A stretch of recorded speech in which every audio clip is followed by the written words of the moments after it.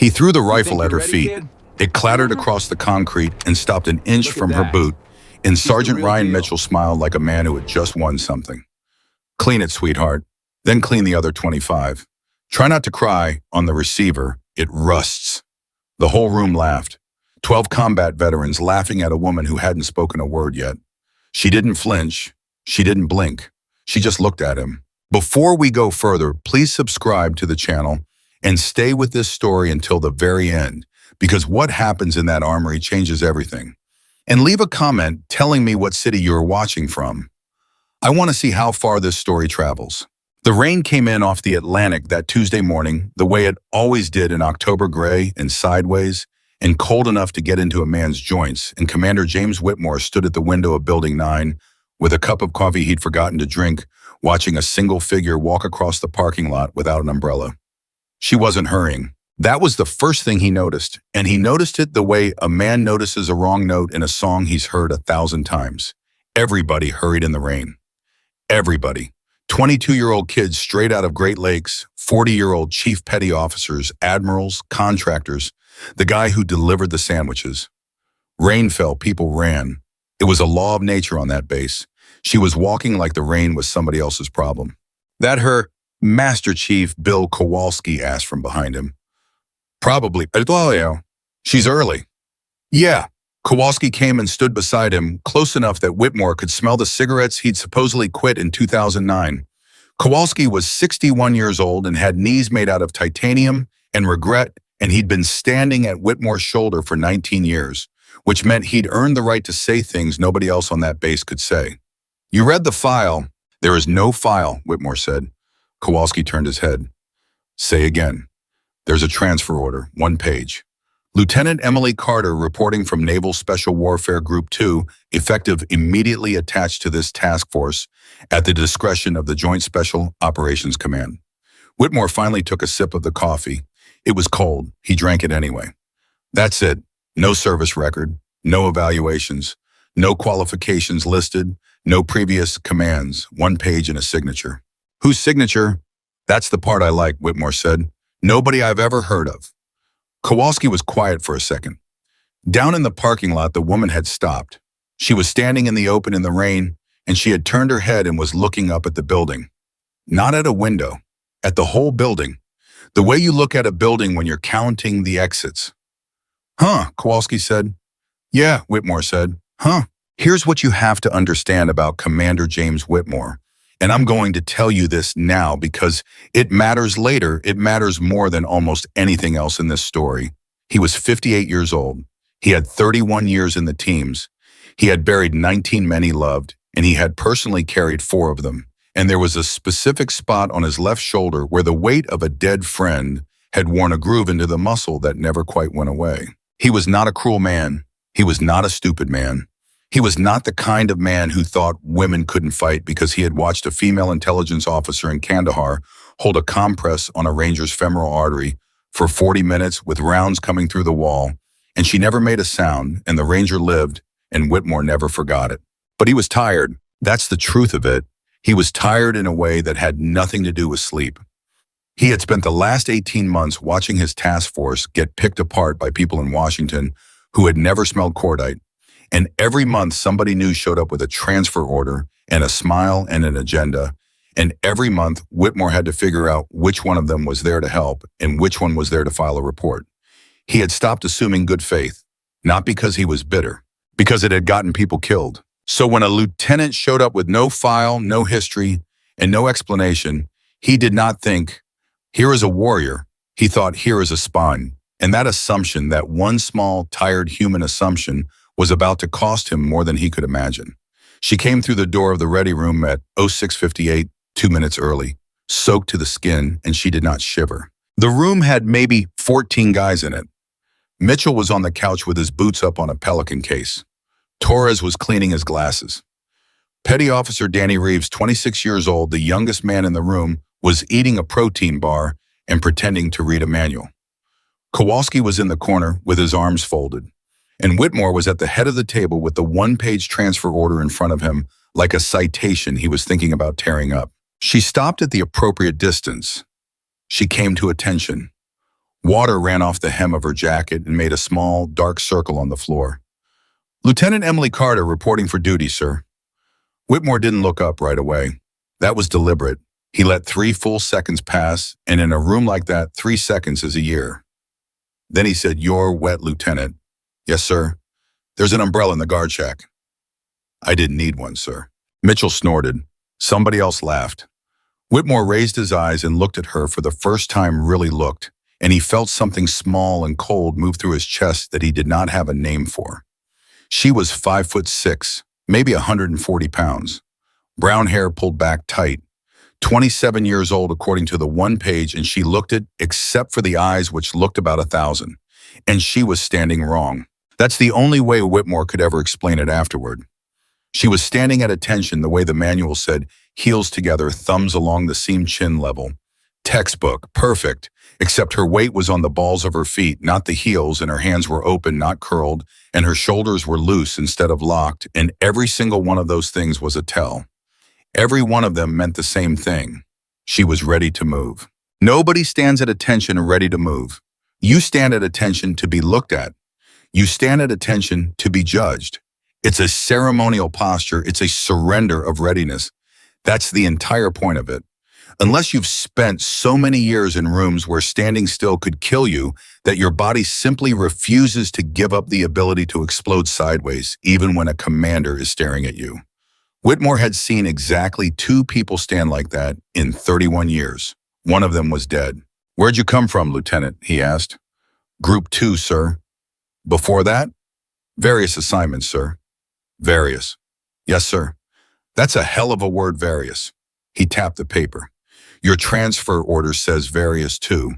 It says a whole lot of various and not one single thing I can use. You want to help me out?" "I'd like to, sir." But I can't, sir." The room went very quiet. Torres stopped cleaning his glasses. Kowalski's arms stayed folded, but his eyes came up. Whitmore leaned back in his chair.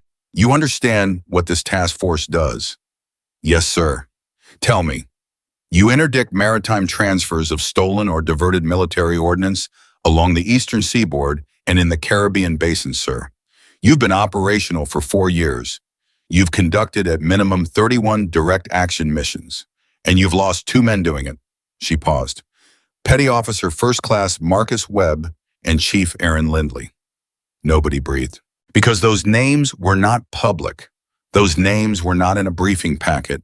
Those names were on a wall in the back hallway of Building 9, behind a door that required a badge Whitmore himself had to authorize. "Where'd you get those names?" Whitmore said, and his voice had changed, and everyone in that room heard it change. "I read, sir." "You read?" "Yes, sir." "You read classified casualty rosters for a unit you weren't assigned to."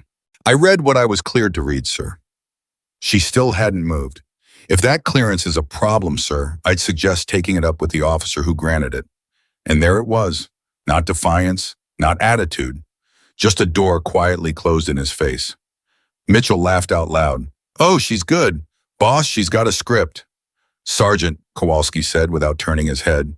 "I'm just saying, Master Chief. 2 minutes in, and she's already lawyering. That's a Pentagon move. That's a Pentagon move right there." "Sergeant," Kowalski said again, and this time Mitchell shut up, but he was still grinning. Whitmore stood. He walked around the table slowly. He was 6'2", and he had 40 pounds on her, and he had spent 3 decades learning how to use the space around his own body as a weapon, and he stopped 4 feet from her, which was close enough that most junior officers would have stepped back. She didn't step back. She also didn't puff up. She just stood there and let him be close, and her breathing didn't change at all, and Whitmore thought, "That's twice." "Lieutenant," he said quietly, "I'm going to say something to you, and I want you to hear it as a professional courtesy, not an insult. Can you do that?" "Yes, sir." "I've got 11 operators in this building, and every one of them has been shot at more times than they can count. I've got a mission cycle that starts in 9 days. I've got a chain of command that keeps sending me people to observe and evaluate and integrate, and every one of them makes my job harder, and none of them make my men safer." He held her eyes. "So whatever you are, whoever sent you, whatever box you're here to check, I don't care. But you're not going near my men until I know what you can do. Are we clear?" "Yes, sir." You ever handled a rifle, Lieutenant? Mitchell called from the couch. And here's where it turned. Because Whitmore should have shut that down. He knew he should have shut that down. Mitchell was out of line. Mitchell was always out of line. That was Mitchell's whole personality, and any other day, Whitmore would have taken a stripe off him for it. But Whitmore was tired, and he was angry, and he wanted to see her crack because he had convinced himself in the last 90 seconds that she was a plant, and if she cracked, she'd go away. So he didn't shut it down. He said, "Answer the sergeant." And Emily Carter turned her head and looked at Ryan Mitchell and said, "Yes, Sergeant, I have." "Which end's the loud one?" The room laughed, really laughed this time. Reeves the kid laughed and then immediately looked like he wished he hadn't. Torres laughed. Even Kowalski's mouth moved a little. Emily waited for it to die down. She was in no hurry at all. Then she said, "Depends on the weapon, Sergeant." Mitchell blinked. "What?" "You asked which end is loud. On a rifle with a suppressor at close range in an enclosed space, the loudest thing you'll hear is the bolt. If you're asking a question to embarrass me, Sergeant, you should ask a better one." Nobody laughed at that. Mitchell's grin went thin and mean. He took his boots off the case and sat up. "Boss," he said, "let me have her for the armory." Whitmore knew. That's the thing that would haunt him. He knew. He knew what the armory meant. It was the oldest, cheapest, ugliest hazing trick in the entire community. And it had been used on every new officer since Whitmore himself was a new officer. And it had been used on him in 1993 by a chief who had made him strip and clean 40 M14 ES in a Quonset hut in Little Creek while it snowed outside. It was designed to do exactly one thing. It was designed to break your pride into small enough pieces that you'd carry it in a bucket.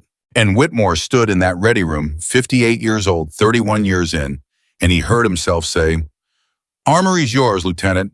26 long guns, 6.2 40s, and whatever else is in the safe. Clean and inspect log every serial. I want it done by 0600 tomorrow." "Yes, sir." "That's 23 hours." "Yes, sir." "You're not going to ask for help." "No, sir." "You're not going to ask me why." Something happened in her face then. It was so small that only two people in that room caught it. Kowalski caught it, and Whitmore caught it, and it stopped his heart for about a quarter of a second because it wasn't hurt, and it wasn't anger. It was sadness. She looked at him like she was sorry for him. "No, sir," she said. "I already know why." And she saluted and turned and walked out into the rain. Mitchell threw his hands up. 23 hours, boss, that's generous. I gave a butter bar 16 once and he cried in the parking lot. "Shut up, Ryan," Kowalski said. What did I do?" Kowalski didn't answer him. He was looking at the door. "Bill," Whitmore said. "Yeah." "What?" Kowalski unfolded his arms. He walked over to the table and picked up the one-page transfer order and read it again, slowly moving his lips a little the way he did. Then he said, "Carter." "Yeah." "You ever know a Carter?" Whitmore was quiet. The rain hit the window. "There was a Carter," Kowalski said. "Long time ago." "I know." "Master Chief." "I know, Bill." "Daniel Carter." Kowalski said anyway because he'd earned the right, pulled you out of a canal in Ramadi in 2006 with a bullet in his hip and carried you 400 meters and never told anybody about it. And then he died in 2014 on a mission nobody will explain, and the report said he made a mistake. And you and I both know Daniel Carter never made a mistake in his goddamn life. Whitmore put both hands flat on the table. "It's a common name," he said. "Sure," Kowalski said. "Sure it is." The armory at Building 9 was a windowless concrete room 40 feet long with a steel door, a dehumidifier that had been broken since 2019, and a smell that anybody who's ever served would know blindfolded. Gun oil, solvent, cold metal, rubber mats. It smelled like every armory in the world, which meant it smelled like being 19 and terrified and part of something. Emily Carter stood inside it alone and closed the door and put her hand flat against the steel and let out one long breath. That was the only moment. That was the only crack in her the entire day, and nobody saw it, and it lasted about 2 seconds. Then she rolled her sleeves down, buttoned the cuffs, and got to work. At 1400, Danny Reeves came down to the armory because Mitchell sent him. That was the actual assignment. Mitchell had said, "Go look at her cry and report back." And Reeves had laughed because you laughed when Mitchell said things that was how you stayed alive socially in that building, And then he'd walk down the hall feeling like garbage. Danny Reeves was 26. He'd been in the teams for 3 years. His mother thought he was a supply clerk.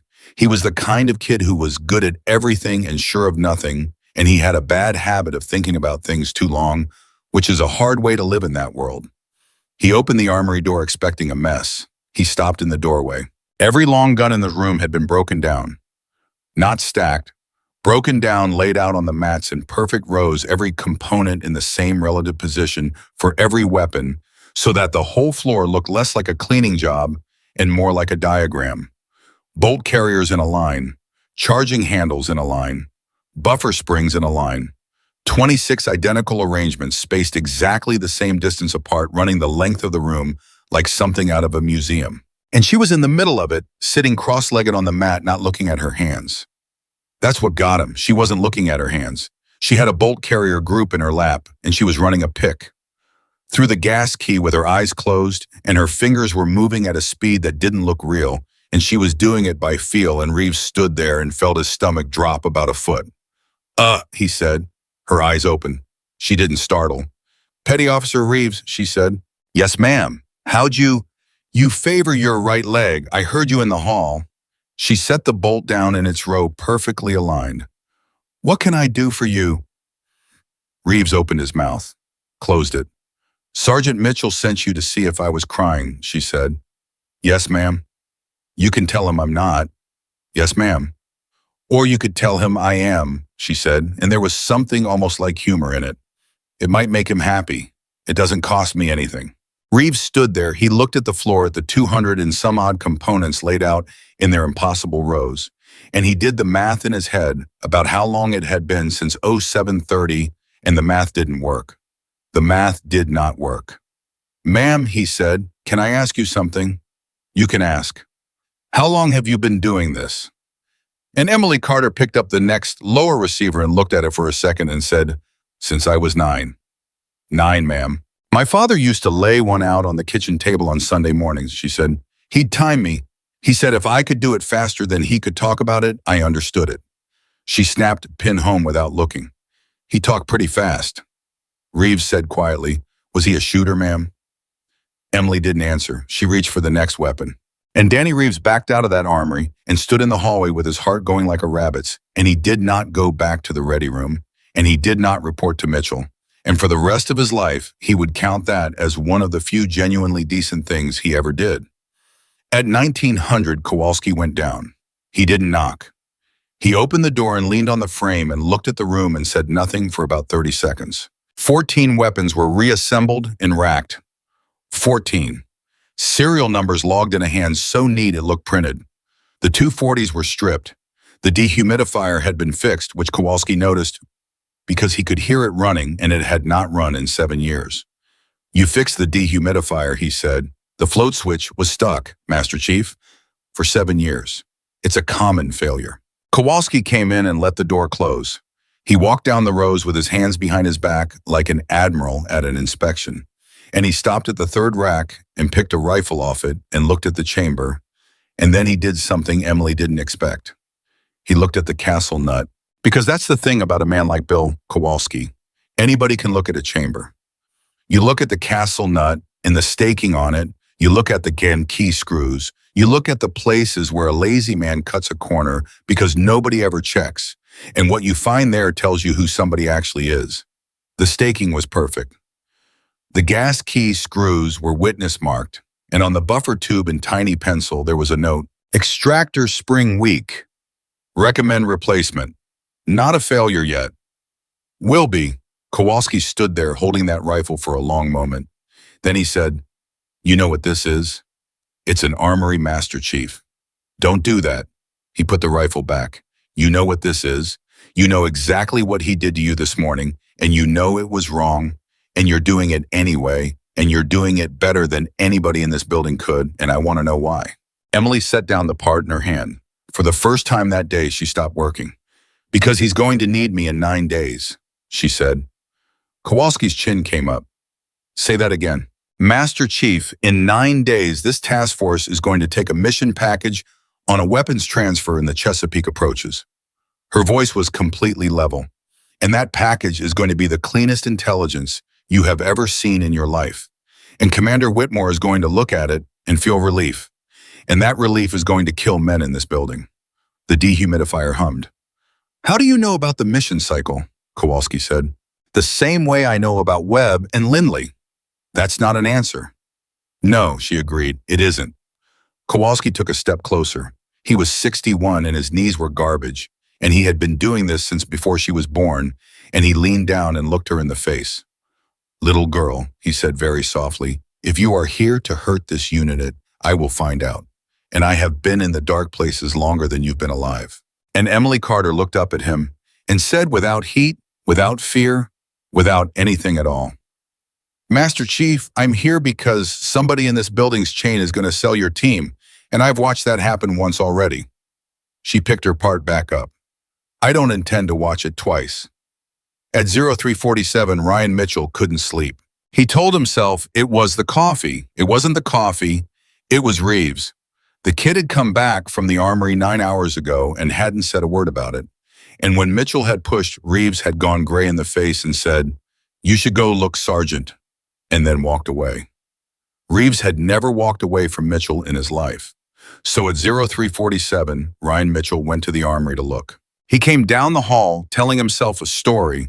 The story was, she's 13 hours in, she's got maybe 6 or 7 done, she's sitting in a pile of parts she can't put back together, and I'm going to stand in that doorway. And I'm going to be nice about it. I'm going to be gracious, and that's going to be so much worse than laughing, and she'll request transfer by Friday. He was smiling when he opened the door. The smile came off his face like something wiped with a rag. Every weapon was done, 26 long guns racked and tagged, 6 machine guns assembled, head spaced, engaged. The precision rifles laid out on a separate mat with their scopes torqued and marked. The logbook squared on the bench with every serial in that same printed hand. The floor swept, the mat stacked, the solvent tank cleaned and refilled.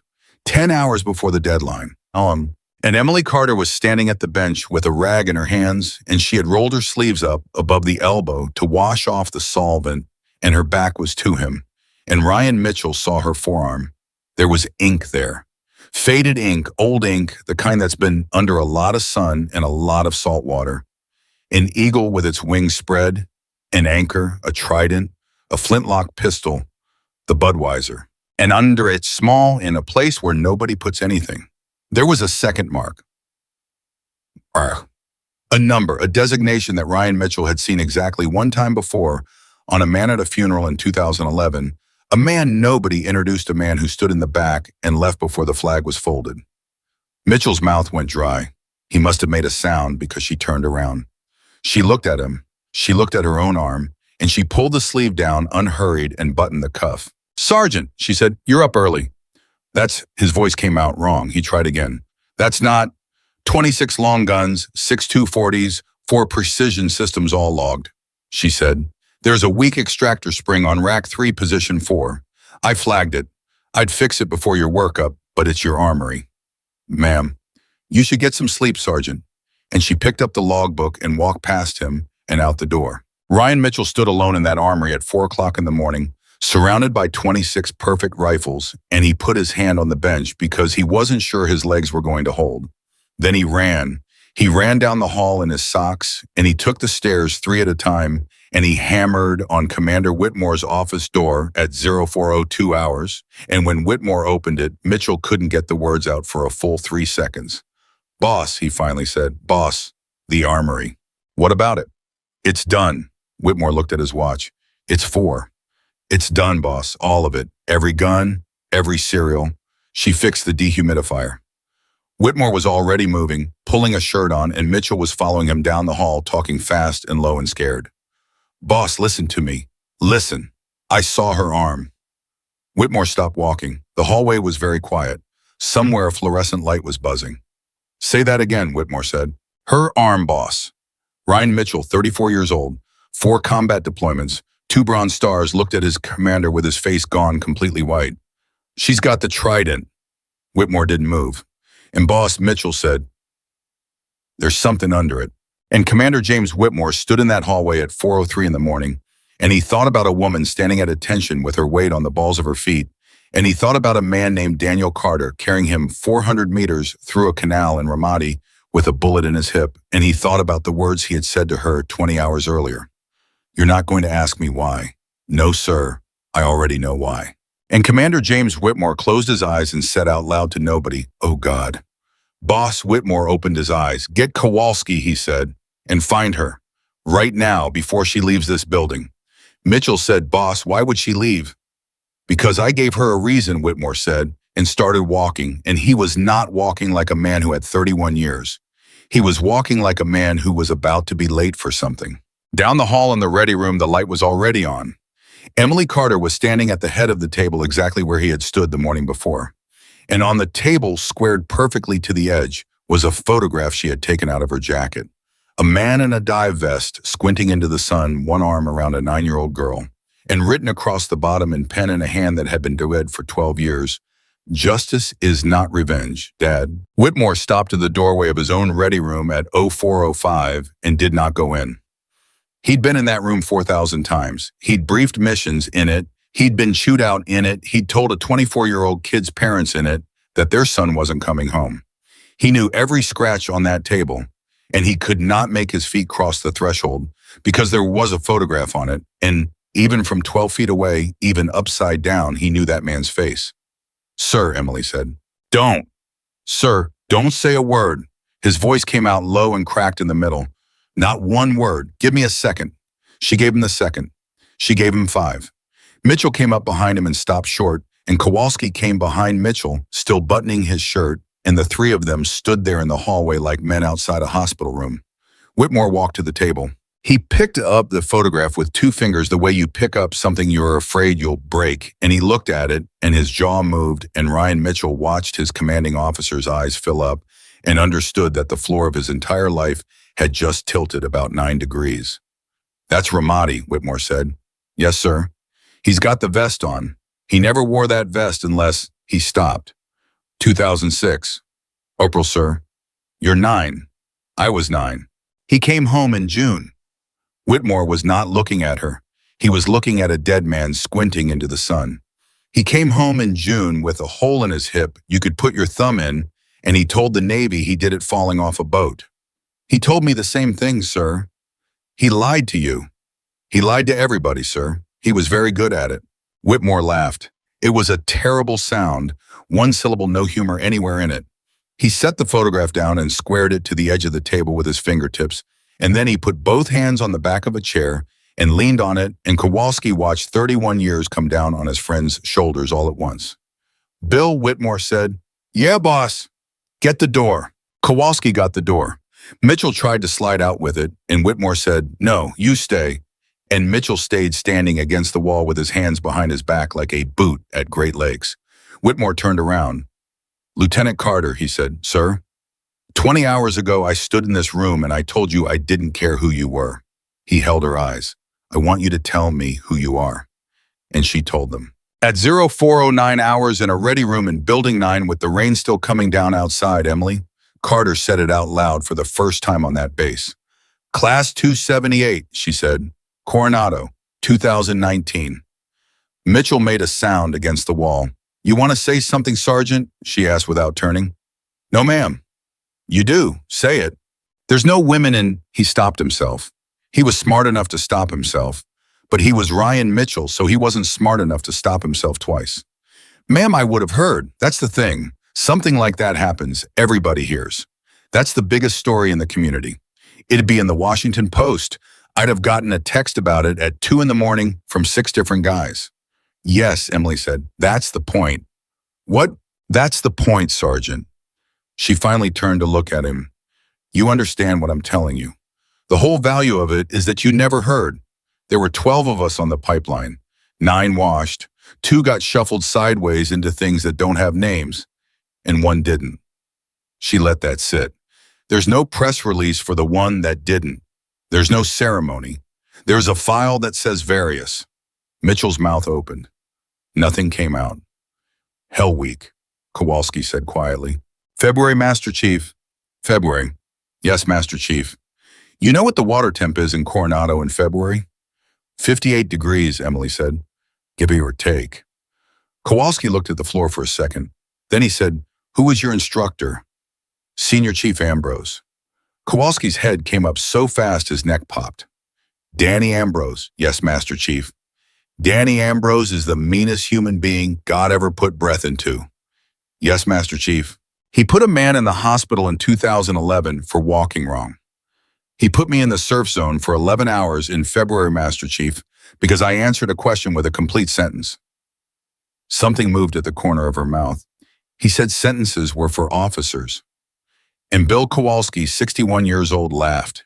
It came out of him like a cough, surprised, involuntary, and he put his hand over his mouth like a man in church. Whitmore didn't laugh. Whitmore hadn't moved. "Ask me the real question, sir," Emily said. "What?" "You've been standing there for 4 minutes not asking it. Ask me." Whitmore straightened up off the chair. "Why," he said, "are you in my building?" "Because of what happened to my father." "Your father made a mistake on a hard night." "No, sir. I read the report, Lieutenant. I read it 11 times. His voice was getting louder, and he couldn't stop it. "Tarrant Basin, October 2014. 4 men and 3 men out. And the finding was that the ground force commander pushed past a hard abort criteria because he thought he could." "He didn't push past anything," she said. "He was sent." "That's not what it says." "I know what it says, sir. I've read it more than 11 times. I've read it every night for 12 years. Her voice never went up. That was the thing that got Mitchell later thinking about it. She never raised her voice once.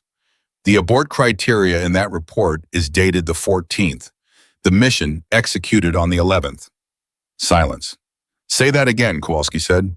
"The abort criteria they cited to hang him," Emily said, "was written 3 days after he was dead." Nobody breathed. "That's a typo," Whitmore said. "That's what the endorsement said. Administrative error. Corrected in the file." She reached into her jacket and put a folded paper on the table next to the photograph, and she did not unfold it. "That's the correction. It's dated 2015. It's signed by a captain who retired 8 months later and went to work for a company that had, at that time, 1 client." Whitmore stared at the paper. "Don't," she said. "Don't what?" "Don't open it in this building, sir." She said it very gently. "Not tonight." And Commander James Whitmore, who had never in his life been afraid of a piece of paper, took his hand back. At 0421, the coffee maker in the corner started gurgling because Mitchell had gone and turned it on with the specific desperation of a man who needs a job for his hands. Nobody had asked him to. He poured 4 cups. He gave one to Emily without looking at her, and she took it and said, "Thank you, Sergeant." And Mitchell said, "Yes, ma'am," in a voice about 2 sizes smaller than the one he'd used the day before. Kowalski sat down. His knees made a noise like a screen door. "Lieutenant," he said, "last night you told me something in that armory." "Yes, Master Chief." "Say it in front of him." Emily looked at Whitmore over the cup. "You have a mission package coming in 9 days," she said. "Weapons transfer, Chesapeake approaches, probably a coastal freighter, probably flagged Panamanian, probably a night hit on a 2-hour window." Whitmore's face did something complicated. 8 days, he said. "Sir, it moved up. I got on the warning order at 2200 last night." He was watching her like a man watching a snake. "It's 8 days, and nobody in this building that knew that except me and the watch officer."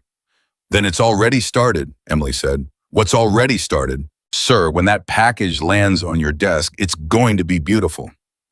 She set the cup down. "It's going to have vessel schedules. It's going to have a name and a photograph.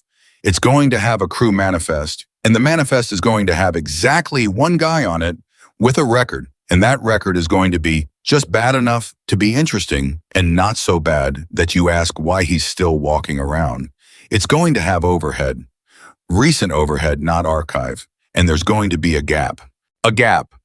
A window of 11 or 12 minutes somewhere in the target's pattern where the collection is thin, and it's going to look like luck." She held his eyes.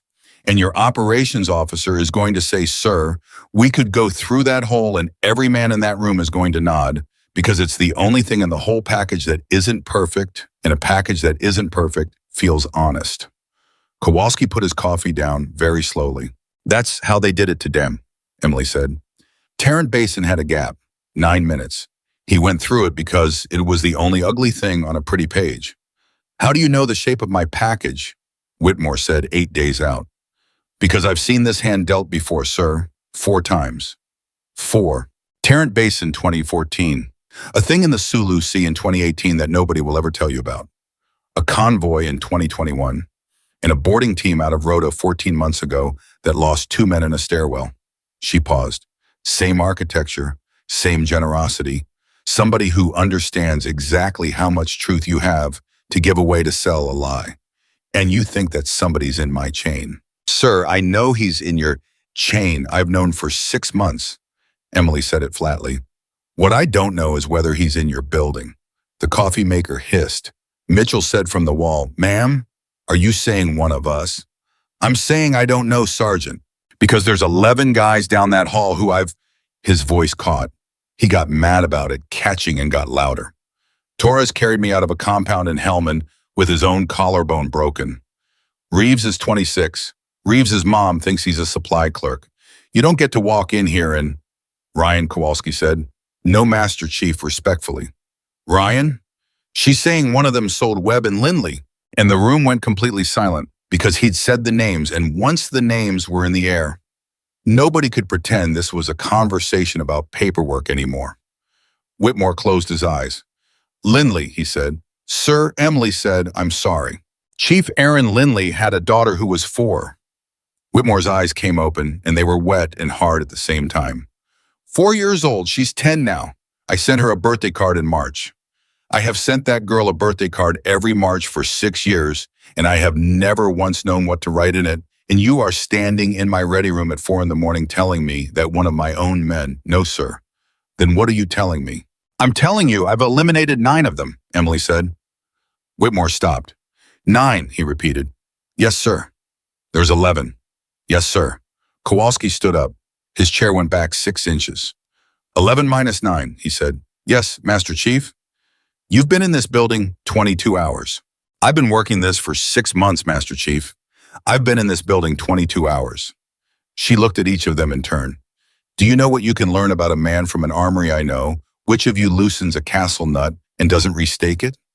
I know which one of you signed a weapon out on the 4th of March and brought it back with a different bolt in it and didn't log the swap. I know which one of you has a rifle that hasn't been fired in a year and has been cleaned 11 times because cleaning it is what he does with his hands when he can't sleep, and I know that man is grieving, and I know he's not my problem. She stopped. That's why I did it. That's why I didn't ask why. Whitmore sat down. He sat down hard in a chair in his own ready room like a man whose legs had been taken away from him. I gave you the armory to break you, he said. Yes, sir. To humiliate you. Yes, sir. And you... He couldn't finish it. Sir, I needed the armory, Emily said.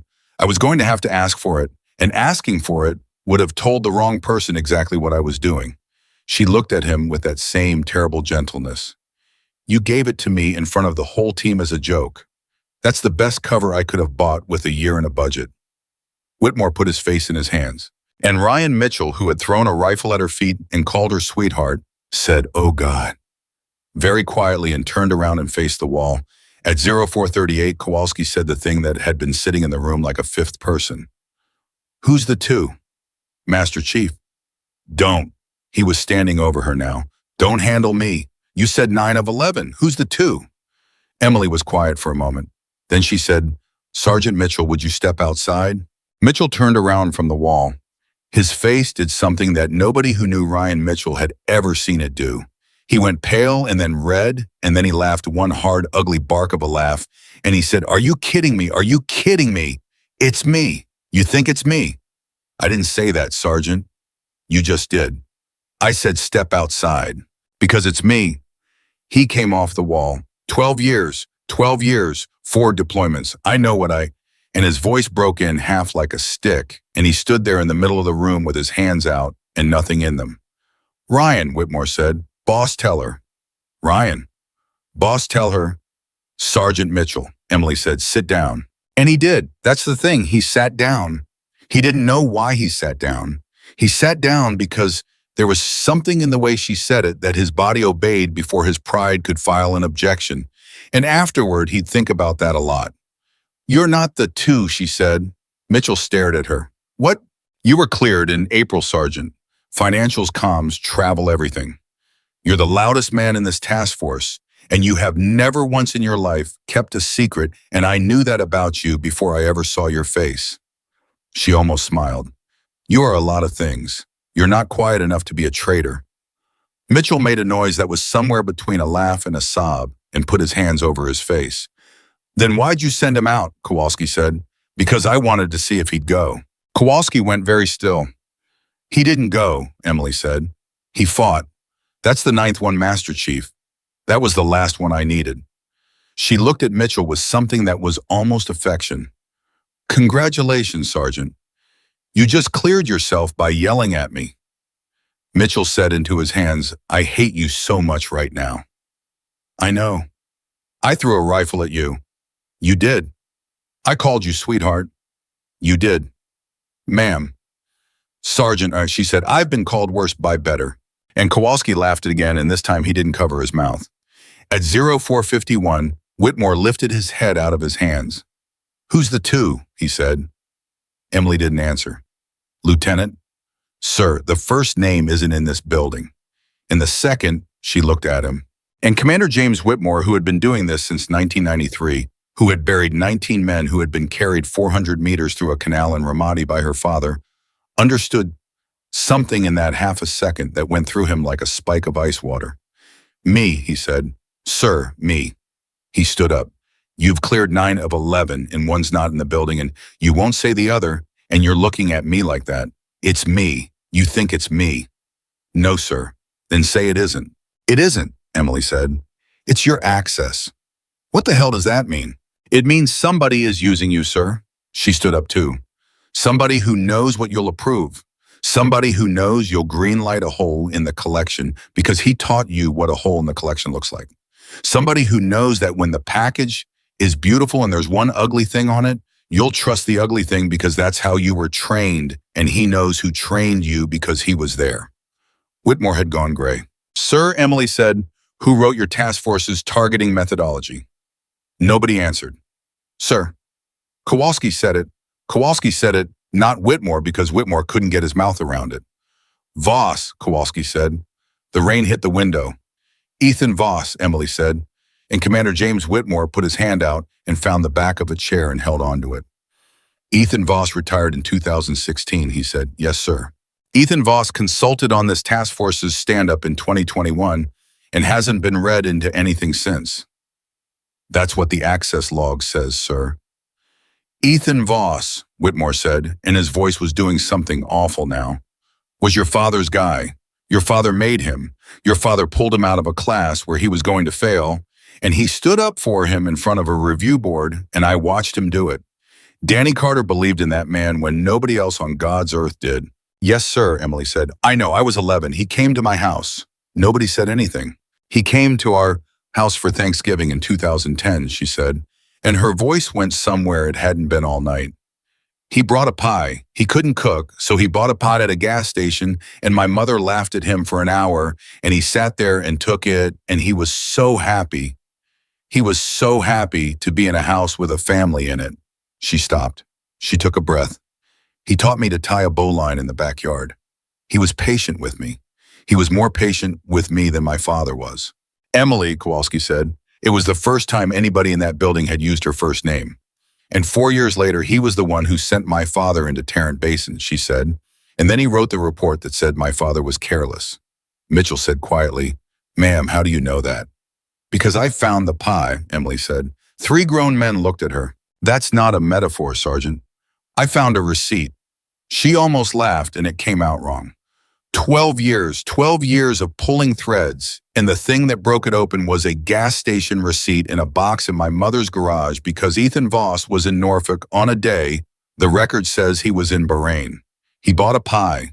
He paid cash, but the store had a camera, and the store had a corporate parent. And the corporate parent kept the tapes in a warehouse in Richmond for 18 years because nobody ever told them to stop. That was 2010, Whitmore said.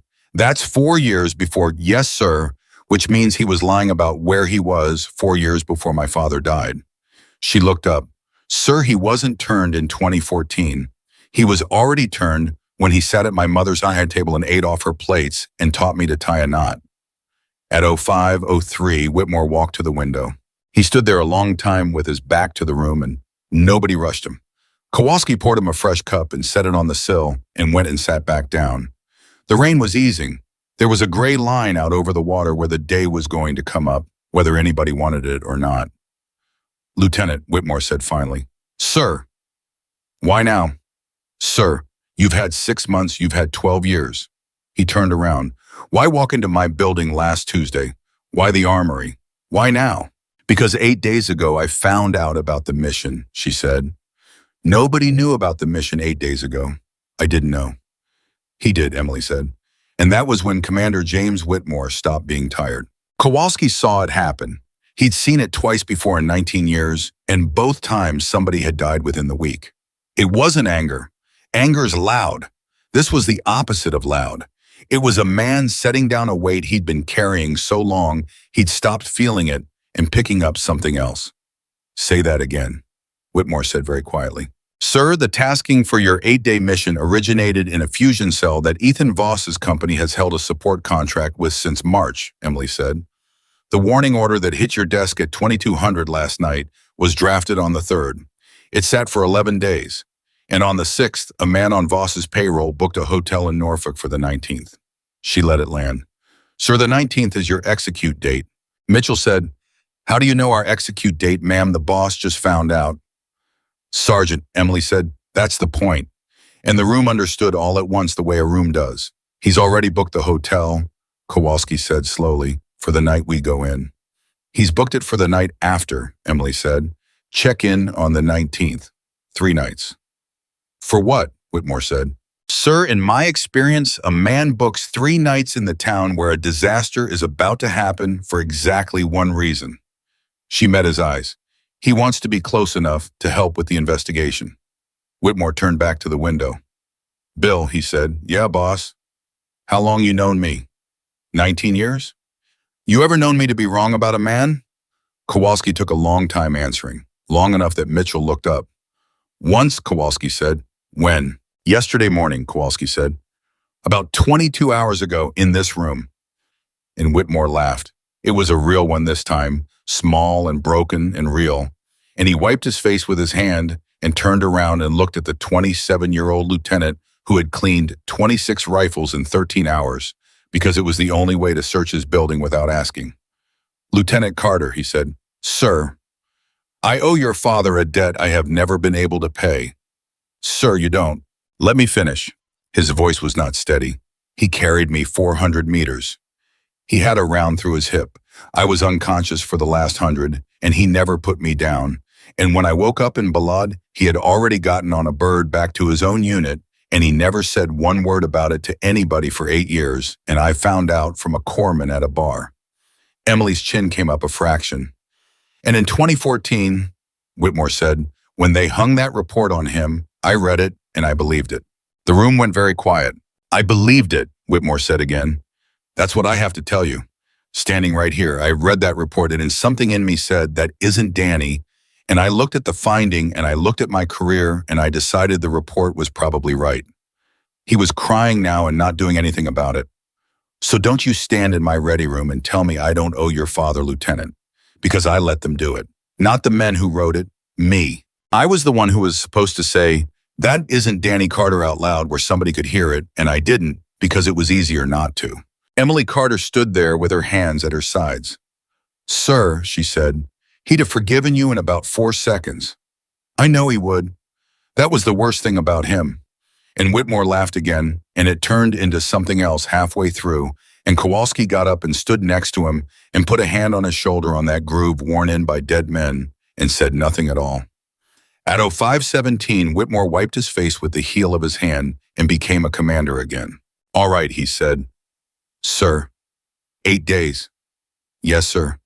What do you need?" "Sir, I need you to do exactly what you were going to do," Emily said. Whitmore's head came up. "Say again. Take the package. Read it. Nod. Green light the whole." She said it fast and flat.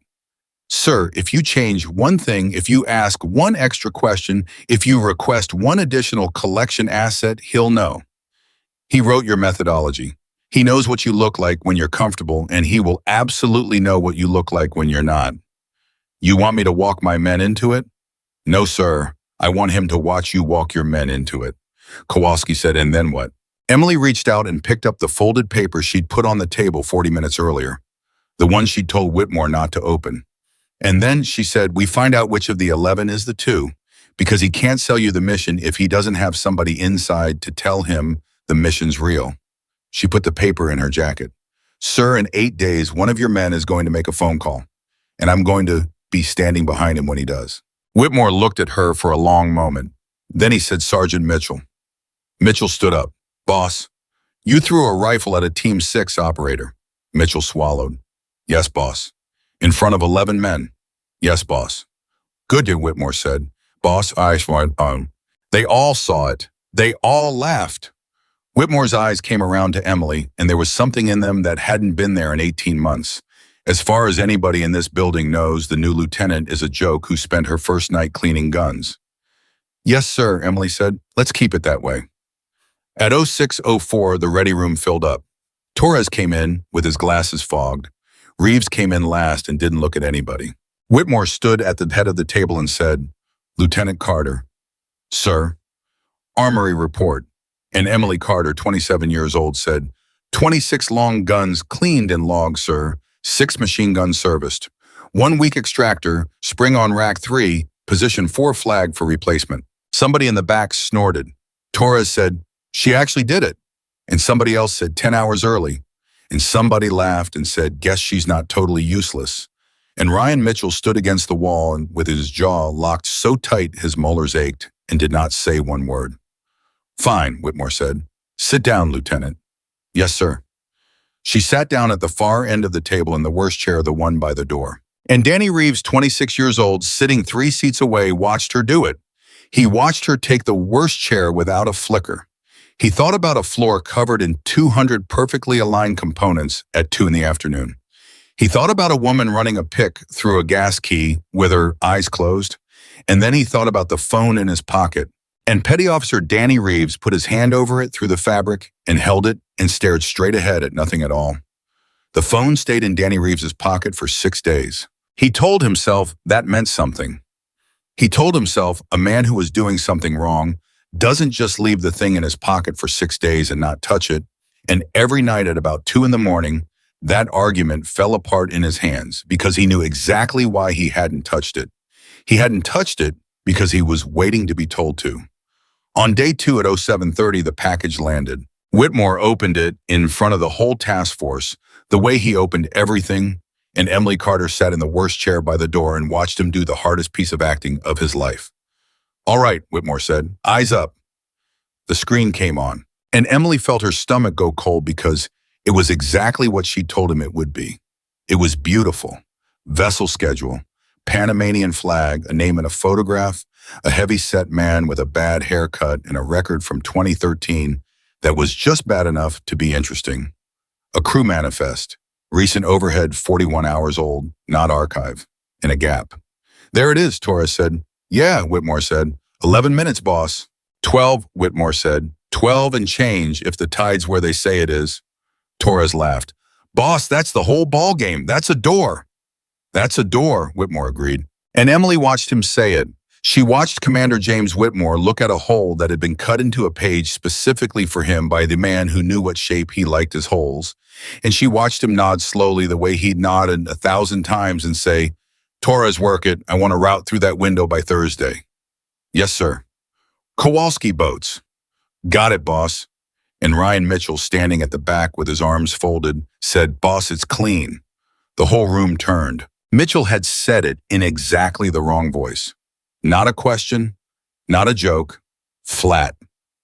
Whitmore looked at him for 1 full second, and it was the longest second of Emily's week. It's clean, Whitmore repeated. Yeah. Mitchell shrugged, and thank God the shrug was pure Mitchell. I'm just saying that's a nice-looking package, boss. Somebody in that fusion cell finally earned a paycheck. Write him a card. The room laughed. Torres said something about how the last package had a photograph of the wrong boat in it. The moment went by. Afterward in the hall, Whitmore didn't look at Mitchell. He just said very quietly, walking past, "Don't you ever do that again. Boss, don't." "Boss, I saw it," Mitchell said, and his voice cracked.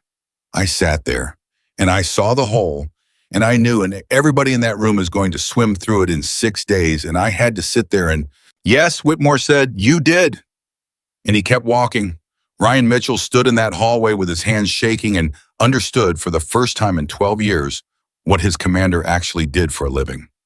At 11:20 on day 3, Emily Carter did the hardest thing she'd done since Coronado. She sat in the corner of the ready room and let them treat her like a joke. It wasn't cruelty. That was the thing that got under her skin. If it had been cruelty, she could have filed it somewhere. It was worse than cruelty. It was comfort. They had decided who she was inside of 90 seconds on a Tuesday, and now they were comfortable with her, and comfort is heavier than contempt. "Lieutenant, you want to grab the coffee?" "Sure, Torres." "Lieutenant, can you take notes on this? Just the times, don't worry about the technical stuff." "Sure." "Hey, LT, you ever been on a boat at night?" "A few times." "It's different than daytime," Torres said kindly, meaning it kindly, and Emily said, "I'll bet," and wrote down the times and did not look at Mitchell, who had gone the color of a stop sign and was staring at the ceiling like a man trying to pass a kidney stone in silence. At 11:48, she went out to the parking lot and stood in the cold and put both hands on the hood of a truck and breathed. Kowalski found her there. "You okay?" "Yes, Master Chief." "You're not." "No, Master Chief," she said. "I am not." Kowalski leaned on the truck next to her. His knees made their noise. "You know what your dad said to me one time?" He said. "No." 1998. I just got passed over. Second time. I was ready to eat my own hand about it. Kowalski looked out at the water. "And Danny says to me, Bill, the hardest thing in this job isn't dying. Any idiot can die. The hardest thing in this job is letting people be wrong about you when you could fix it in one sentence." Emily didn't say anything for a second. "He never said that to me," she said. "He didn't have to say it to you," Kowalski said. "You're standing in a parking lot doing it." And Emily Carter, 27 years old, put her head down and laughed until it stopped being a laugh, and Bill Kowalski stood there with his hands in his pockets and let her and neither of them ever mentioned it again.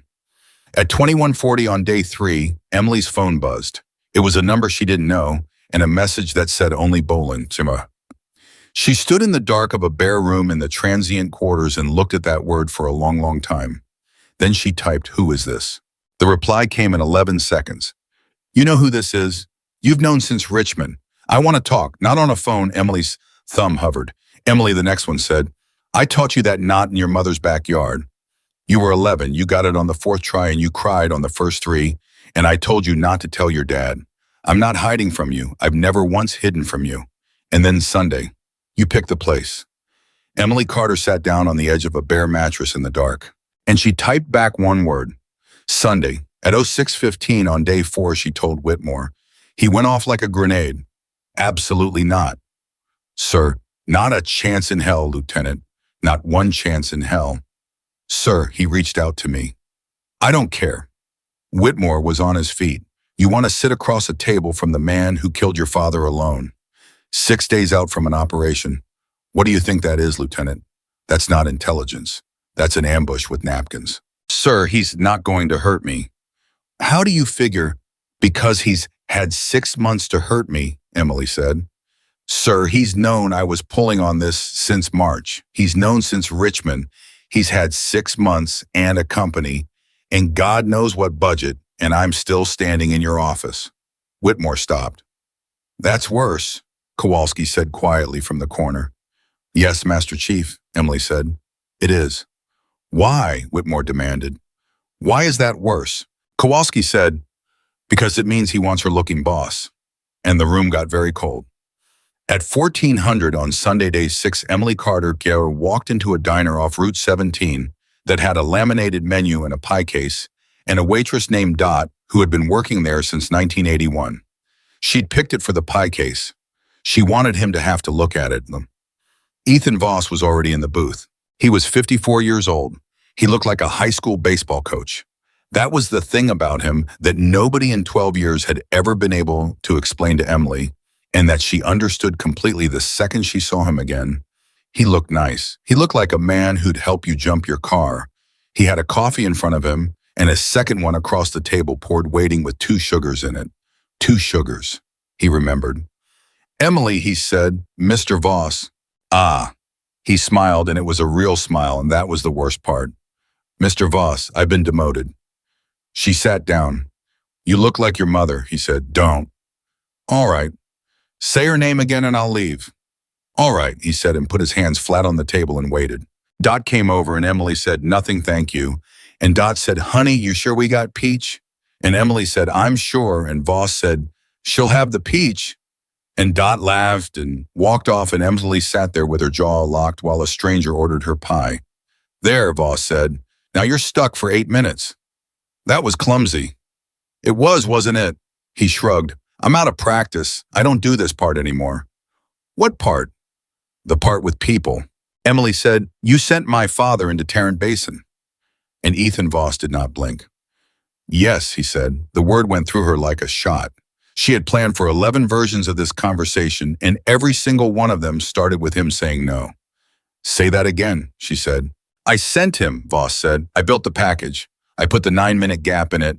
I knew exactly what he'd do with him because I'd watched him do it 40 times, and he did it, and he died, and I wrote the report that said he was careless. He turned his coffee cup a quarter turn. Anything else you want, or do you want to sit with that for a minute? Emily's hands were flat on the table and she could not feel them. Why, she said. That's the wrong question. We don't, because the answer's boring, Emily. That's why it's the wrong question. He leaned back. You've spent 12 years and you've built a man in your head. He's got a reason. He's got a reason, right? Some grand thing, money or ideology or a dead wife, something big enough to be worth 12 years of your life. And then you sit down in a diner and the man's got a coffee and a pie order, and the answer is, I was told to. By who? I don't know. Don't. Emily, I genuinely don't. He said it without heat. That's not a dodge. That's the product. That's what I'm for. You want a man who knows the whole shape of the thing, and there isn't one because nobody builds it that way. There's a man who knows about boats. There's a man who knows about paperwork. There's a man who knows about Danny Carter, and that was me. And I was very, very good at it, and they paid me, and they never told me why, and I never asked. And I want you to understand that I'm not saying that to make you feel better. He looked at her. I'm saying it because the not asking is the crime. Everybody wants the crime to be the trigger pull. The crime is the not asking. I did that for 11 years. Dot put the pie down. Nobody touched it. You ate at our table, Emily said. Yes. You brought a pie. I did. You taught me to tie a bowline. 4th try, Voss said. You had rope burn on your thumb and you didn't say anything about it, and your dad found it that night and he yelled at me.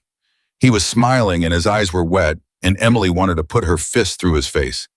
He said, she's 11, Ethan. And I said, she's better than half your platoon, and he laughed and he said, don't tell her that. Stop. He said, don't tell her that, she'll believe it. Stop. He was right, Voss said. You believed it. Emily stood up. Sit down, Voss said. Please, I'll give you the thing you came for. She stood there for 3 seconds. She sat down. At 14:21, Ethan Voss said the thing that broke her 12-year map in half. He knew, he said. What? Your father knew the package was bad. Emily heard her own voice from very far away. That's a lie. Emily, I watched him read it. Voss's hands were flat again. I was standing 8 feet away. He read it in about 90 seconds and he got to the gap and he stopped and he looked at it for a long time, and then he looked up at me. He stopped. He had to. He looked at me, Emily, and I have spent 12 years trying to figure out what was in his face, and I still don't know, and I saw a lot of faces. You're lying. He said this is a beautiful package, Ethan. You're lying. He said it like a compliment, Voss said. That was Danny. He said this is a beautiful package, and he looked at me for about 4 seconds, and then he folded it up and he said, all right, let's go. Emily couldn't breathe. He went anyway, Voss said. Why? Because there were 3 other men on the mission, and he wasn't going to send them with somebody else. Voss's voice finally cracked. Because he thought he could beat it.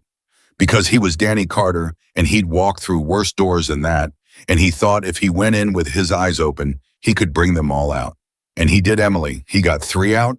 He got 3 of 4 out of a thing that was built specifically to kill all 4. The diner made diner noises, a fork on a plate, somebody's kid. He knew, Emily said. He knew. He knew, and he went, and he didn't say anything to me. He called your mother from the staging area, Voss said. 11 minutes, that was long for him. Emily put both hands over her face, and Ethan Voss sat across from her and did not reach out, and that more than anything else in 12 years told her exactly how much he understood about what he'd done. At 14:39, she took her hands down and her eyes were red and her voice was completely level. Why are you telling me this? Because you're going to lose on Thursday, Voss said. Excuse me, Thursday, the 19th. He said it flatly. You've got Whitmore running the package straight so I don't spook. You've got a hook in the water for whoever's calling me from inside Building 9. It's a good plan, Emily. It's genuinely a good plan. It's what I'd do. He turned the cup again. And it's going to get 4 of them killed minimum. And you're going to be standing there when it happens, and you are going to find out what I found out, which is that being right about the trap is worth absolutely nothing once you're inside it. Emily's mouth was driving. How do you know about the plan? That, Voss said, is the question. And Emily Carter went absolutely still. You just told me the 2 is real, she said. I told you what I'm willing to tell you. You just told me he's talking to you, right now, this week. Emily. Who? And Ethan Voss looked at her with those nice, tired high school baseball coach eyes and said, ask him yourself. He's going to call me Wednesday night. He always does. He calls me the night before every time because he can't sleep and he wants somebody to tell him it's fine. He put a 20 on the table. That's what I actually do for a living, Emily. I'm not a spy. I'm the guy who tells them it's fine.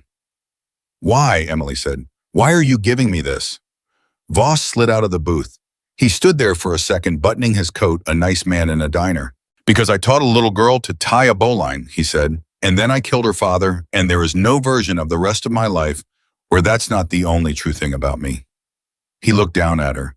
And because I'm tired, Emily, everybody thinks it takes something to do what I did. It doesn't. It takes nothing. That's the horror. It takes nothing at all every day for 11 years, and then one day you're 54 and you're buying a pie. That's not enough, Emily said. No, Voss agreed. It isn't. He walked to the door. Ethan, he stopped. The 19th, she said, you booked 3 nights in Norfolk. I did. Why 3? And Ethan Voss said, because I wanted to see you afterward, and walked out into the parking lot. Emily Carter sat alone in a booth with a piece of peach pie in front of her for 11 minutes. Then she picked up her phone and called Whitmore and said 4 words. Wednesday night, he calls. At 18:30 on Wednesday day, 8-1, Building 9 went quiet the way it always did the night before. Whitmore stood at the window with a cup of coffee he'd forgotten to drink. Kowalski stood beside him. Mitchell sat in a chair by the door with his hands on his knees, staring at nothing, the loudest man in the task force, saying absolutely nothing for 2 straight hours. He's not going to do it, Mitchell said finally. Ryan, he's not. Mitchell's voice was raw. Boss, whoever it is, he's not going to pick up a phone the night before and call a contractor. Nobody's that stupid. He's not stupid, Emily said from the corner. He's scared. That's the same thing. No, Sergeant, she said. It really isn't. At 22:11, the phone in Danny Reeves's pocket buzzed. He was standing in the hallway outside the ready room with a bottle of water in his hand, and he'd been standing there for 9 minutes. He looked at it, and then he walked down the hall and out the side door and into the dark of the loading dock. And he stood there in the cold with his breath going and his hands shaking, and he made the call. It rang twice. Danny, Ethan Voss said. Don't say my name. Nobody's listening, son. Don't call me son. All right. Reeves's voice came apart. It's tomorrow. I know. It's tomorrow. Mr. Voss and Torres has got a route through that window, and the boss signed it, and Kowalski's got the boats, and everybody's happy. Everybody in there is happy about it, and Torres showed me the route, and he was proud of it. Reeves stopped and made a sound. He was proud of it. Danny, listen to me. No. Listen to me. Nothing happens tomorrow. You said that in March. Reeves's voice went up and he clamped it down. You said that in March and then Rhoda happened. And two guys died in a stairwell. And you called me and you said, that wasn't yours, Danny. That was somebody else's. And I believed you. I hung up the phone and I made myself believe you because if I didn't, I'd have to. He couldn't finish it. Danny, my mom thinks I'm a supply clerk, Reeves said. There was a long silence on the line. I know, Voss said. Gwen, you told me the first time we talked. 2 years ago in the parking lot at that place in Virginia Beach, you told me about your mom in the first 10 minutes. His voice was very gentle. Do you know why I remember that? Because you're a professional. Because it's the same thing I said, Voss said, word for word, to a man in a parking lot in 2005. Reeves stopped breathing. That's how it goes, Voss said. It's never money, Danny. It's never money first. It's a man who listens to you for 40 minutes in a parking lot when nobody else in your life has listened to you for 40 minutes in 5 years. That's it. That's the whole thing. The money comes 18 months later, and by then it's just paperwork. Then tell me it's fine, Reeves said, and he was crying now out on a loading dock in the cold. That's what you do, right? That's what you're for. Tell me it's fine. And Ethan Voss said, it isn't fine, Danny. Silence. What? It isn't fine, Voss said.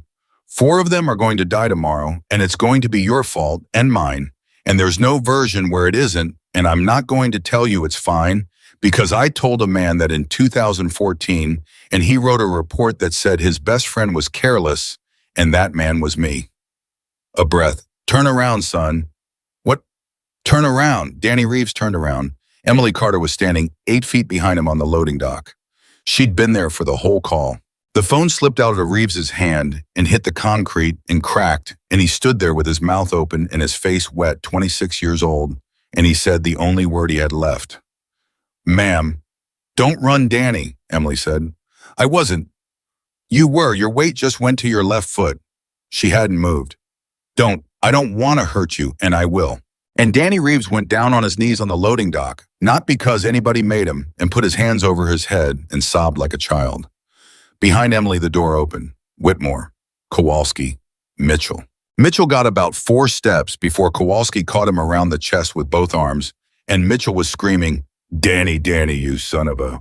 And Kowalski was holding on and saying, Ryan, Ryan, not now, not now. And Ryan Mitchell went limp against him and made a sound that nobody in that unit ever talked about afterward. Whitmore walked past all of them. He crouched down in front of the kid.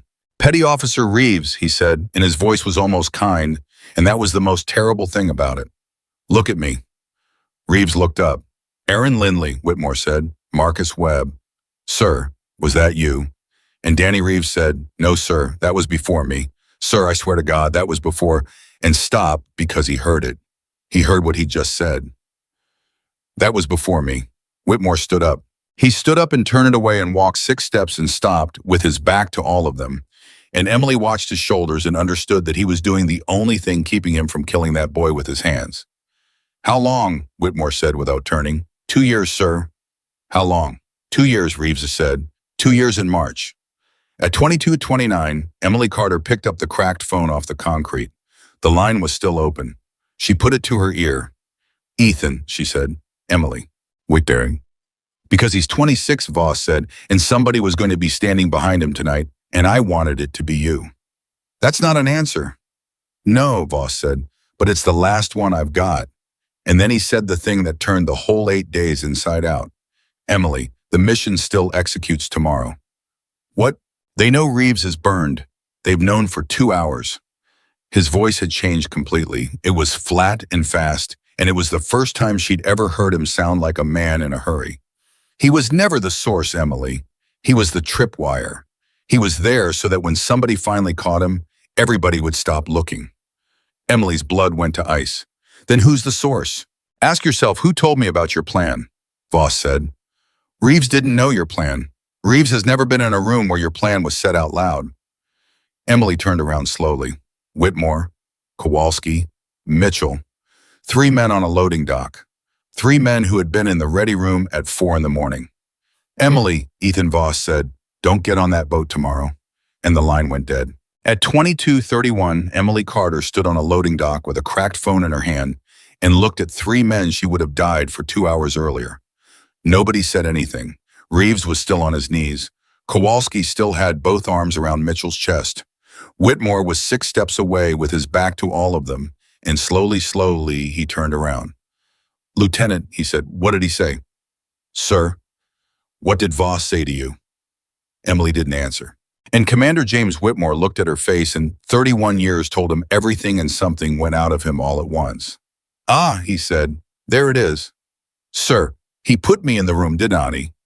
Whitmore laughed, one syllable, no humor. "That's what he does. That's the whole trick. He doesn't have to be the traitor. He just has to make you look at your own people for 11 seconds. "Boss," Kowalski said, "Bill let him go." "Boss, let him go." Kowalski let go. Mitchell didn't move. He stood there breathing like a man who'd run 4 miles, staring at the back of Danny Reeves's head. "Lieutenant," Whitmore said, "say it out loud right now in front of everybody, or it'll live in this unit forever." Emily said, "He told me Reeves wasn't the source." Reeves's head came up. He said Reeves was a tripwire. He said Reeves was put there so that when somebody finally caught him, everybody would stop looking. Her voice was perfectly level and her hands were not. And he said the real source has been in a room where our plan was said out loud. And there were 4 people in that room, sir, at 4:09 on Tuesday. You, the Master Chief, Sergeant Mitchell, and me. Mitchell said, "Oh, you have got to be Ryan," Kowalski said. No, Master Chief.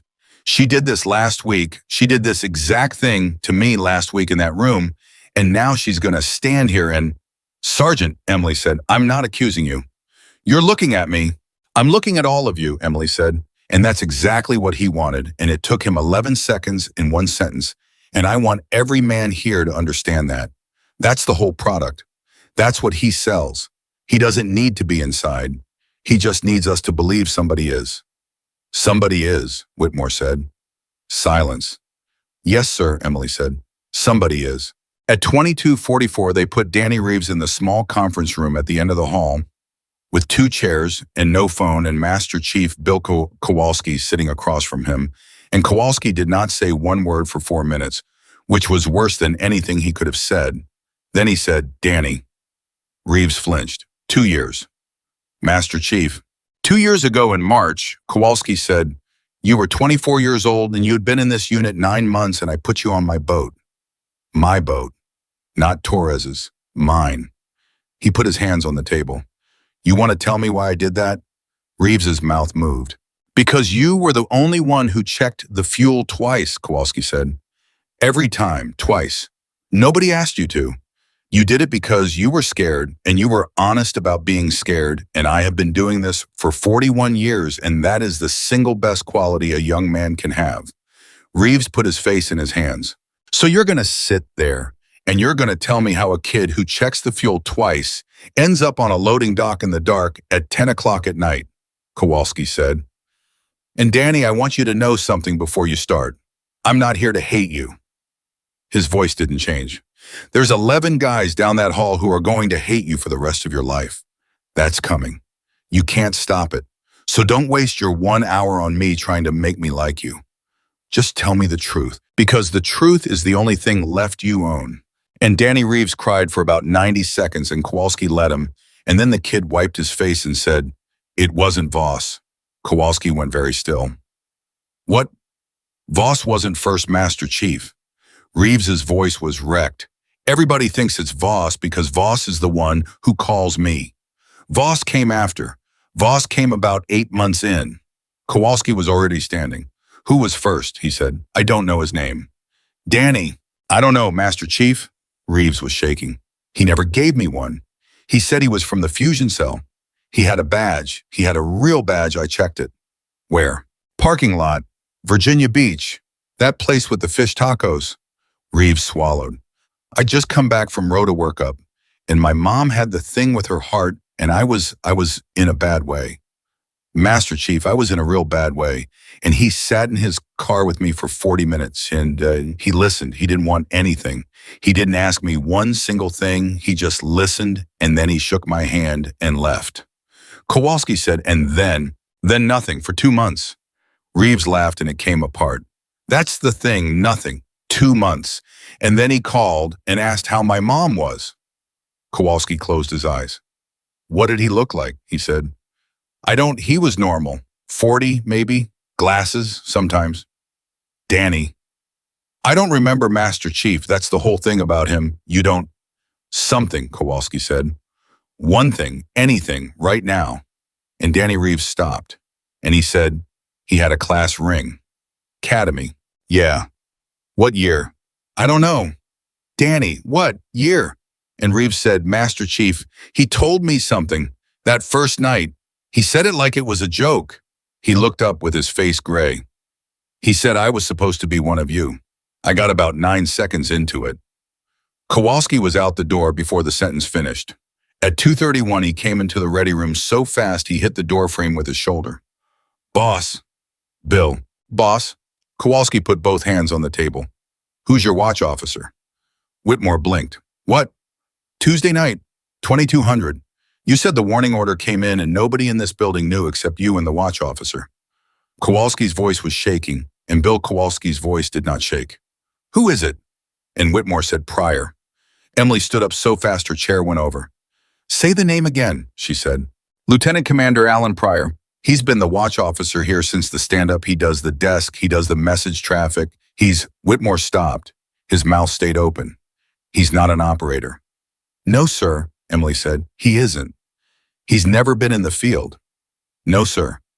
He's the guy who... Whitmore couldn't finish it. He's the guy who orders the coffee, sir, Emily said. He's the guy who fixes your travel.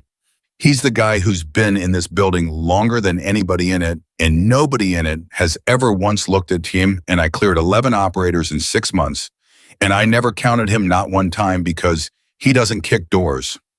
The room went so quiet you could hear the dehumidifier. Oh, God, Whitmore said. Sir, I did it too, Emily said, and her voice finally cracked the first crack in 9 days. That's what I need you to hear. I did it too. I walked into this building and you looked at me and you saw a lieutenant who couldn't hurt you and you were wrong and I have been furious about it for 9 days. She put her hand flat on the table. And I did the exact same thing to him every single day. He handed me a badge on Tuesday and I said thank you and I never saw his face. Mitchell said from the corner, Pryor's a nice guy. Yes, Emily said. No, Mitchell's voice went up. He came to my kid's christening. He drove 2 hours. He brought a Alba and Ryan Mitchell stopped dead and went white. He brought a pia.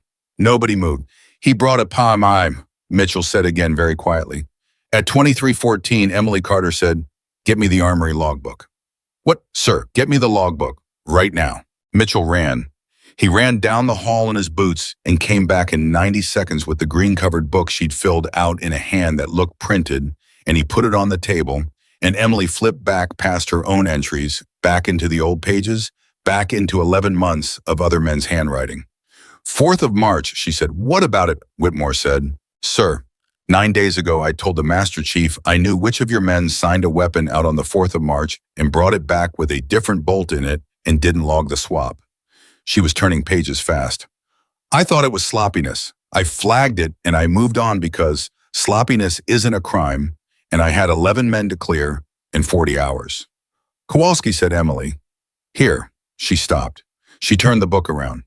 Sir, she said, read the witness line. And Commander James Whitmore leaned over and read a signature he had walked past 10,000 times. A prior lieutenant commander.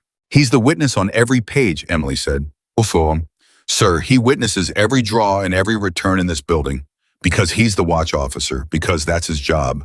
And that means Alan Pryor is the only human being on this base who has legally touched every weapon, every serial number, every deployment, every timeline, and every route in the entire 4-year history of this task force.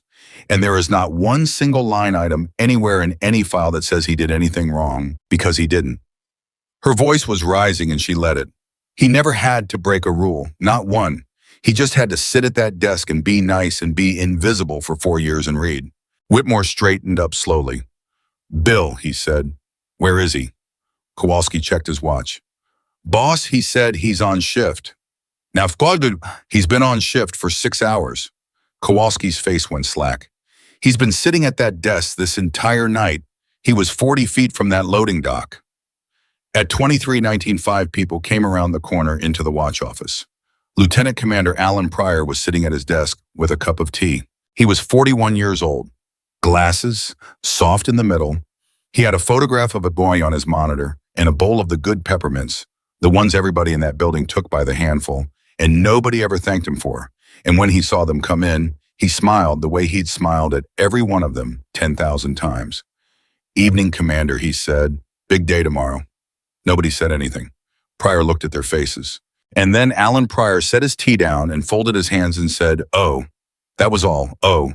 Mitchell went for him. He got about 2 feet before Emily's forearm hit his chest and stopped him like a wall, and Mitchell looked down at her arm in genuine shock because he outweighed her by 60 pounds and he hadn't moved her at all. "Sergeant," she said. "No." "He was at my kid's, Sergeant." Mitchell stepped back, breathing hard. And Alan Pryor said, "How's Katie Ryan?" The room detonated. Mitchell screamed something and Kowalski caught him again, and Whitmore was shouting and Emily didn't move at all. And Alan Pryor sat there through the whole thing with his hands folded, perfectly calm, and when it died down, he said, "I'm sorry, that was cruel. I don't know why I said it." He actually looked embarrassed.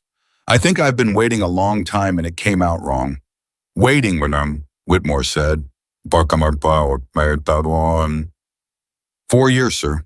"For what?" "For somebody to look at me," Pryor said, and Emily Carter felt the floor of the world drop about a foot. At 2,322, Whitmore said, "Alan, stand up." "I'd rather not, sir. My hip." "Stand up."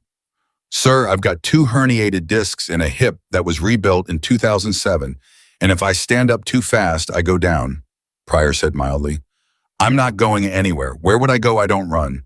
I've never run in my life." "That's rather the point." Emily said 2006. Pryor's eyes came to her, and for the first time his face changed. "Class 251, he said. "You were dropped." "I was rolled," Pryor said, and there it was, 41 years old, and it came out of him like it happened Tuesday. "Rolled lieutenant. There's a difference. Dropped is when you quit. Rolled is when a man decides for you." "Second phase," Emily said. "Second phase. Pool comp." Pryor took his glasses off and cleaned them on his shirt, and his hands were perfectly steady. "I had my mask off and my hose tied, and I was at 2 minutes and 40 seconds. And I was fine, Lieutenant. I want you to understand that. I was fine. I had it. I had my hand on the knot. And an instructor decided I wasn't fine," Pryor said, "and he pulled me out. And I fought him. And you don't fight an instructor in the water. So that was that, and I was on a bus at 4 in the morning, and I've been at a desk for 20 years. Emily's mouth was dry. 9 seconds, she said. 9 seconds, Pryor agreed. "That's how long he watched me before he made up his mind. I've timed it.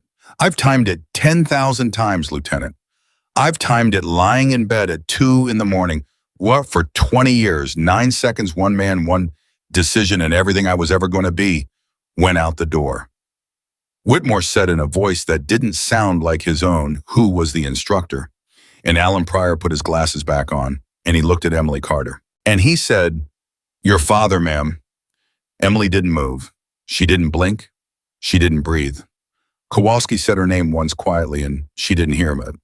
"He wrote 3 words, Pryor said, on the roll sheet. I got a copy of it in 2011 through a records request that took me 4 years, and I have it in a drawer at home.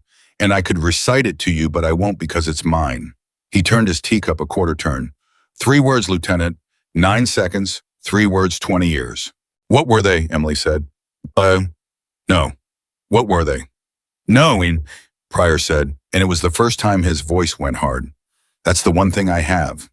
You've got the tattoo and the name and the ceremony and the legend, and I've got 3 words in a drawer, and you don't get those too." And Emily Carter said very quietly, "Panics under duress." Alan Pryor went the color of paper. "He wrote that about 11 men that year," Emily said. "I've read the sheets. All of them. I've read every roll sheet my father ever signed, Commander, because I've been looking for a reason somebody would hate him enough to do this, and I read your name 8 months ago, and I moved past it in 4 seconds. She was crying, and her voice never wavered. 4 seconds. That's how long I looked at you. He gave you 9. At 2331, Alan Pryor started talking, and once he started, he could not stop. That's the thing nobody expects. They think a man like that goes silent. He doesn't. He's been holding a speech in his mouth for 2 decades, and the second somebody finally looks at him, it comes out of him like a burst pipe. Do you know what I do here? He said. Do you actually know I do the message traffic? I do the watch bill. I order the parts. When Torres's wife had the baby, I was the one who got the leave chit through in 6 hours, and he thanked me. He was very nice about it. And 11 days later, he walked past me in the hall and didn't say hello. He said it without bitterness, which was the horrifying to him. That's not cruelty, Commander. I want to be clear. Nobody here was ever cruel to me. That would have been something. You were just comfortable, Whitmore said. Alan. You called me Alan just now, sir. Do you know how long it's been since you used my first name? Pryor smiled. 3 years. I checked. I keep a log. I keep a log of everything, sir. It's my job. Men are dead, Whitmore said. Yes. Marcus Webb is dead. Yes. Aaron Lindley is dead and his daughter is 10. I know how old she is, Pryor said. I mailed the card, sir. And Commander James Whitmore made a sound like he'd been hit in the stomach. You've sent that girl a birthday card every March for 6 years, Pryor said. And he was crying now too, and he was still perfectly terribly calm. You never once knew what to write in it. So you'd write 2 lines and you'd give it to me, and I'd address it and stamp it and mail it, and I did sir every single year. And once I put a little extra in the envelope, and you never knew that either. He wiped his face with the back of his hand. I'm not a monster, Commander. That's what nobody's going to be able to explain afterward. There's no version of this where I'm a monster. There's just a man at a desk who was never anything, and then one day somebody in a parking lot asked him a question about himself, and he answered it, and then he kept answering it for 19 years. 19, Kowalski said. Pryor looked up. Say that again, Kowalski said. 19 years, Master Chief. You've been at this desk for 4. I've been at a desk, Alan Pryor said, since 2007. And the entire room understood at once, and it was the worst thing any of them had ever felt. Tarrant Basin, Emily said. Yes, you. Emily Pryor said, and it was the first time he'd used her name. Who do you think handled the message traffic in 2014? Voss built that package. Voss carried that package, Pryor said gently. Voss was the face. Voss was the friend at the table with the pie. Somebody had to tell him where your father would be, and what he'd be reading, and what time he'd read it, and where the collection was thin at 200 on the 11th of October. He shrugged. It was a small, apologetic shrug. Ethan Voss is not a clever man, Emily. He's a warm man. That's a different thing entirely. He's been the mouth for 19 years, and he has never once been the brain, and he doesn't know it, and that's the saddest part of all of this, honestly. He thinks he's the villain of your story. He's been so proud of it. Emily said, the pie. I told him to bring a pie, Pryor said. He couldn't cook. I said, Ethan, bring something. People remember a man who brings something. He looked at his hands. He bought it at a gas station. He paid cash. I told him to pay cash. And then Alan Pryor said the thing that would live in Emily Carter's head until the day she died.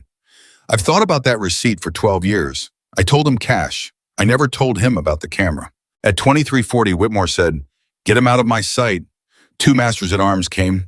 Pryor stood up slowly with his hand on the desk, favoring the hip, and he did not resist, and he did not say anything, and at the door he stopped. Sir, don't. Sir, abort tomorrow. Whitmore turned around. What? Abort tomorrow, sir. Pryor's glasses had fogged, and he didn't fix them. You think you've caught me, and the thing is dead. It isn't. I've been off the desk since 1800 on the 3rd. The route went out on Monday. There is a man on that water right now who has had 4 days to sit and wait, and he doesn't care that I'm in handcuffs, and he isn't going to get a phone call about it. He said it flatly professionally, the way he'd said 10,000 things across that desk. It's built, sir. It's been built since Monday. I can't stop it. I don't have a phone number. Nobody ever gave me one. That's the whole architecture. Then why are you telling me, Whitmore said. And Alan Pryor said, because you used my first name. And they took him out. At 2354, Commander James Whitmore stood in front of his task force in the ready room and told them, all of it, Reeves, Pryor, Voss, 12 years. He didn't soften one word, and it took 9 minutes, and when he was done, there was a silence in that room like the bottom of the ocean. Torres said, "The route's mine." Torres. "No, sir, the route's mine." Torres' glasses were off and his eyes were red. "I built it. I built it through that window because it was the only ugly thing on the page and I was proud of it, boss. I showed it to Danny and I was proud of it." Torres. "He said it was good work," Torres shouted. "He looked at it and he said, 'That's good work, man.' And I said, 'Thanks,'" Kowalski said. "Sit down, son." And Torres sat down and put his head on the table and didn't move for a long time. At 0011, Whitmore said, "Lieutenant Carter." "Sir, you've been quiet for 40 minutes. "Yes, sir." "Say it." And Emily Carter stood up. "Sir," she said, "we go." The room came apart. Mitchell was on his feet. Torres was shouting. Somebody in the back said, "Are you insane?" And Kowalski was saying, "Emily." And Whitmore didn't say anything at all. Whitmore just watched her. 12 years ago, Emily said, and she said it loud enough to cut through all of it. "My father sat in a staging area and read a package with a 9-minute hole in it. And he knew, and Ethan Voss watched him know it, and he folded the page up and he said, 'All right, let's go.' And he went and he got 3 or 4 men out of a thing that was built to kill all 4, and then they wrote on his headstone that he was careless." The room went quiet. "Sir, if we abort tomorrow, Alan Pryor wins," Emily said. "He doesn't go to prison. He goes to prison and he wins because for the rest of your lives, every one of you is going to look at a package with an ugly spot on it and hear his voice, and you will never trust an intelligence product again. And this task force is finished. Not tomorrow. Slower. Worse." "So we walk into it," Torres said. "No," Emily said. "We walk into it knowing. That's the same. It is not the same, petty officer." She turned on him. "My father went in blind with his eyes open. That's not a contradiction. He knew it was a trap, and he did not know its shape. We know its shape. We know the hole. We know the man who cut it. We know the route because Torres built it and Pryor read it, and that means we know exactly where the enemy expects us to be at 02:17 tomorrow night." Kowalski said slowly, "And if we're not there?" "Then for 11 minutes, Emily said, "they're the ones in the dark." Nobody breathed. "Sir," she said, "he spent 19 years making sure we never look at him. Let's give him the one thing he's never had in his life." Which is what Whitmore said, "a team that sees him coming."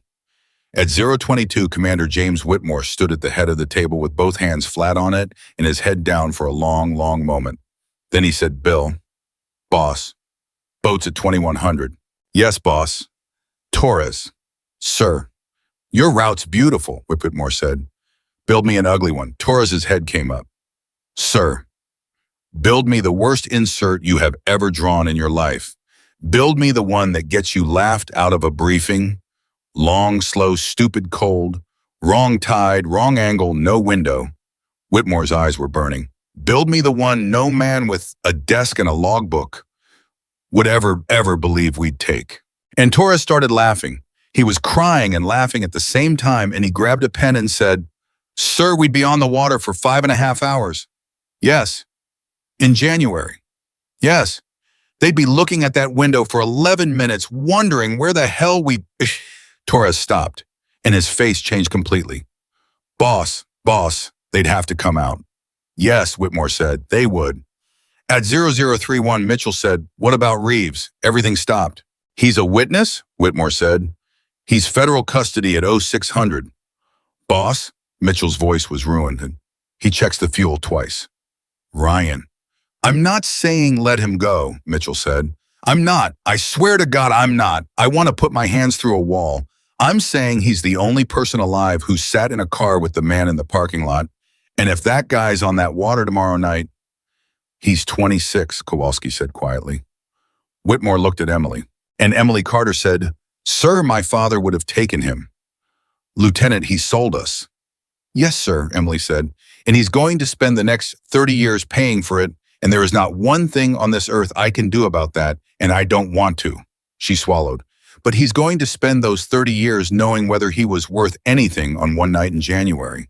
And sir, that's not mercy. I want to be very clear that that's not mercy. That's arithmetic. He knows the man's face." Whitmore stood there for 11 seconds.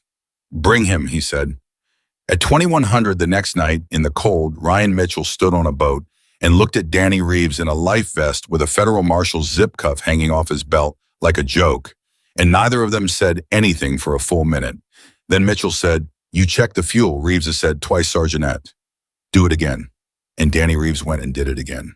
At 0208, 5 hours and 11 minutes into the worst insert route ever drawn by an American operations specialist, the task force sat dark and freezing in the wrong water at the wrong angle with the tide against them. And Emily Carter looked at her watch. At 0217, the window opened. At 0219, nobody swam through it. At 0224, Torres's voice came over the net, and it was almost a whisper. Boss, they're coming out." Whitmore said, "Say again." "They're coming out," Torres said. 608. 8 bodies off the freighter into 2 small boats, and they're headed for the window. And boss, they are lit up. They've got white light on the water. They're not hiding. They've got no idea where. And then the net went dead. All of it. Every channel, not static, silence. And out on the black water, 1,100 meters behind them in the direction of nothing at all, a red flare went up. And Emily Carter, 27 years old, sitting in the dark in the wrong place at the wrong time exactly as she'd planned, felt her stomach turn to ice. Because the flare hadn't come from the freighter. It had come from the shore, from the direction of Building 9. At 0224 and 30 seconds, Emily Carter said one word into a dead net, knowing nobody could hear her. "Sure." Kowalski heard her. He was 4 feet away. He turned his head and she saw his face in the last of the flare light, and it was the face of a 61-year-old man who understood something before anyone else on that boat. "Emily," he said, "that's the base." "I know. That's our base." "I know, Master Chief." Whitmore was already ripping the handset off the console. Torres, say again." Nothing. He hit it twice with the heel of his hand, which is what every man in history has done to a dead radio. And it did what dead radios always do, which is nothing. "Bill, what have I got?" "Nothing, boss." "Give me something." "Boss, I've got nothing. It's all gone. It's not jammed. Jammed is noise." "It's not jammed," Emily said. "It's switched off." Whitmore turned. "There's a difference," he said. "Sir, jamming comes from a transmitter, and I'd hear it in my teeth." Her voice was flat and fast. "This is clean. This is somebody in a room with a keyboard taking our net down at the source, and there's exactly one room on this coast that can do that to this task force." Mitchell said from the bow, "The watch office." "The watch office," Emily said. "Pryor's in custody." "Yes, Sergeant, he is." And Ryan Mitchell said very quietly, "Then who's sitting at his desk?" At 2:25, Whitmore made the decision that Emily would think about for the rest of her life. He was 58 years old. He had 11 men on 2 boats in freezing black water, 5 hours from anywhere, with 8 lit-up enemy in small craft coming out of a hole 1,100 meters to the east, and a flare on his own beach behind him, and no radio. He had 4 seconds. And Commander James Whitmore turned around and said, "Bill, take the second boat and go home." "What?" "Go home, right now, full throttle, no light, straight in." "Boss, the enemy's east." "The enemy's east is 8 guys in a rubber boat with white light on Bill. That's not an assault force, that's a search party." Whitmore's voice cut like a saw. "They're confused. They're looking for us. Confused men in the open water is the best gift I've had in 18 months, and I am not spending my whole team on a gift." Kowalski stared at him. "You're splitting us," he said. "Yes." "Boss, that's the one thing you never—" "I know what it is," Whitmore shouted, and then he got himself back all at once, and when he spoke again, his voice was almost gentle. "Bill, somebody put a flare on my beach. Somebody who knew I'd see it. That's not a signal to them. That's a signal to me, Adam." "Why?" Kowalski said. "Because he wants me to come home," Whitmore said. "And Bill, that's the only thing tonight anybody's told me the truth about." Kowalski stood there for 1 second. Then he said, "Give me Reeves." "Bill, boss, if there's a face on that beach, he's the only one who's seen it," Kowalski said. "You said it yourself, arithmetic." And Whitmore said, "Take him." At 0226, Danny Reeves went across from one boat to the other, and Ryan Mitchell caught his arm halfway. "Danny." "Sergeant, listen to me." Mitchell's hand was shaking on the kid's sleeve. "I don't forgive you." "I know. I'm never going to forgive you. Not ever. You understand me. 20 years from now, my kid's going to get married and you're not going to be there because I'm never going to forgive you. Reeves said, "Okay, Sergeant, but you checked the fuel twice," Mitchell said, and his voice broke completely. "So go do the thing. Go do the thing, Danny." And Danny Reeves said, "Yes, Sergeant," and went. At 0231, Emily Carter and Commander Whitmore and 4 operators sat dark in freezing water and let 8 men with white lights motor past them at 400 meters. Nobody fired. Nobody moved. Torres had his hand over his own mouth like a man holding in a scream. And Emily lay there in the dark and listened to those boats go by. And here's what she thought about. She thought about her father in a staging area 12 years ago, reading a beautiful page with an ugly hole in it and folding it up and saying, "Oh, right, let's go." She'd spent 12 years thinking that was the moment he lost. Lying in that water, she finally understood it was the moment he chose. At 0234, Whitmore said, "Lieutenant, sir, talk to me. Sir, they're going to reach the window in 6 minutes. They're going to find nothing. And then they're going to do one of 2 things." Her breath was fogging. "They're going to go back to the freighter and wait, or they're going to spread out and search. And if they spread out and search, then in about 20 minutes, there's going to be a boat with white light on it 400 meters from us, and we are going to have to make a very fast decision. And if they go back, then we own the water, sir," Emily said. "And they own nothing, and their whole operation is 8 men in the cold and 1 freighter and a hole in a page that nobody swam through." Whitmore was quiet. Then he said, "Emily." She looked at him. It was the first time. "If this goes bad," Whitmore said, "if this goes bad and I don't get to say it later, your father was the best man I ever knew, and I let them lie about him, and I'm going to spend whatever's left making that right, whether you're standing next to me or not." And Emily Carter said, "Sir, don't do that." "Do what?" "Don't say goodbye things." Her voice cracked for the first time on that water. "He said goodbye things to my mother on the phone for 11 minutes, and she carried it for the rest of her life. Don't. Just do the job and tell me after." Whitmore looked at her for a long moment. Then he said, "Yes, ma'am."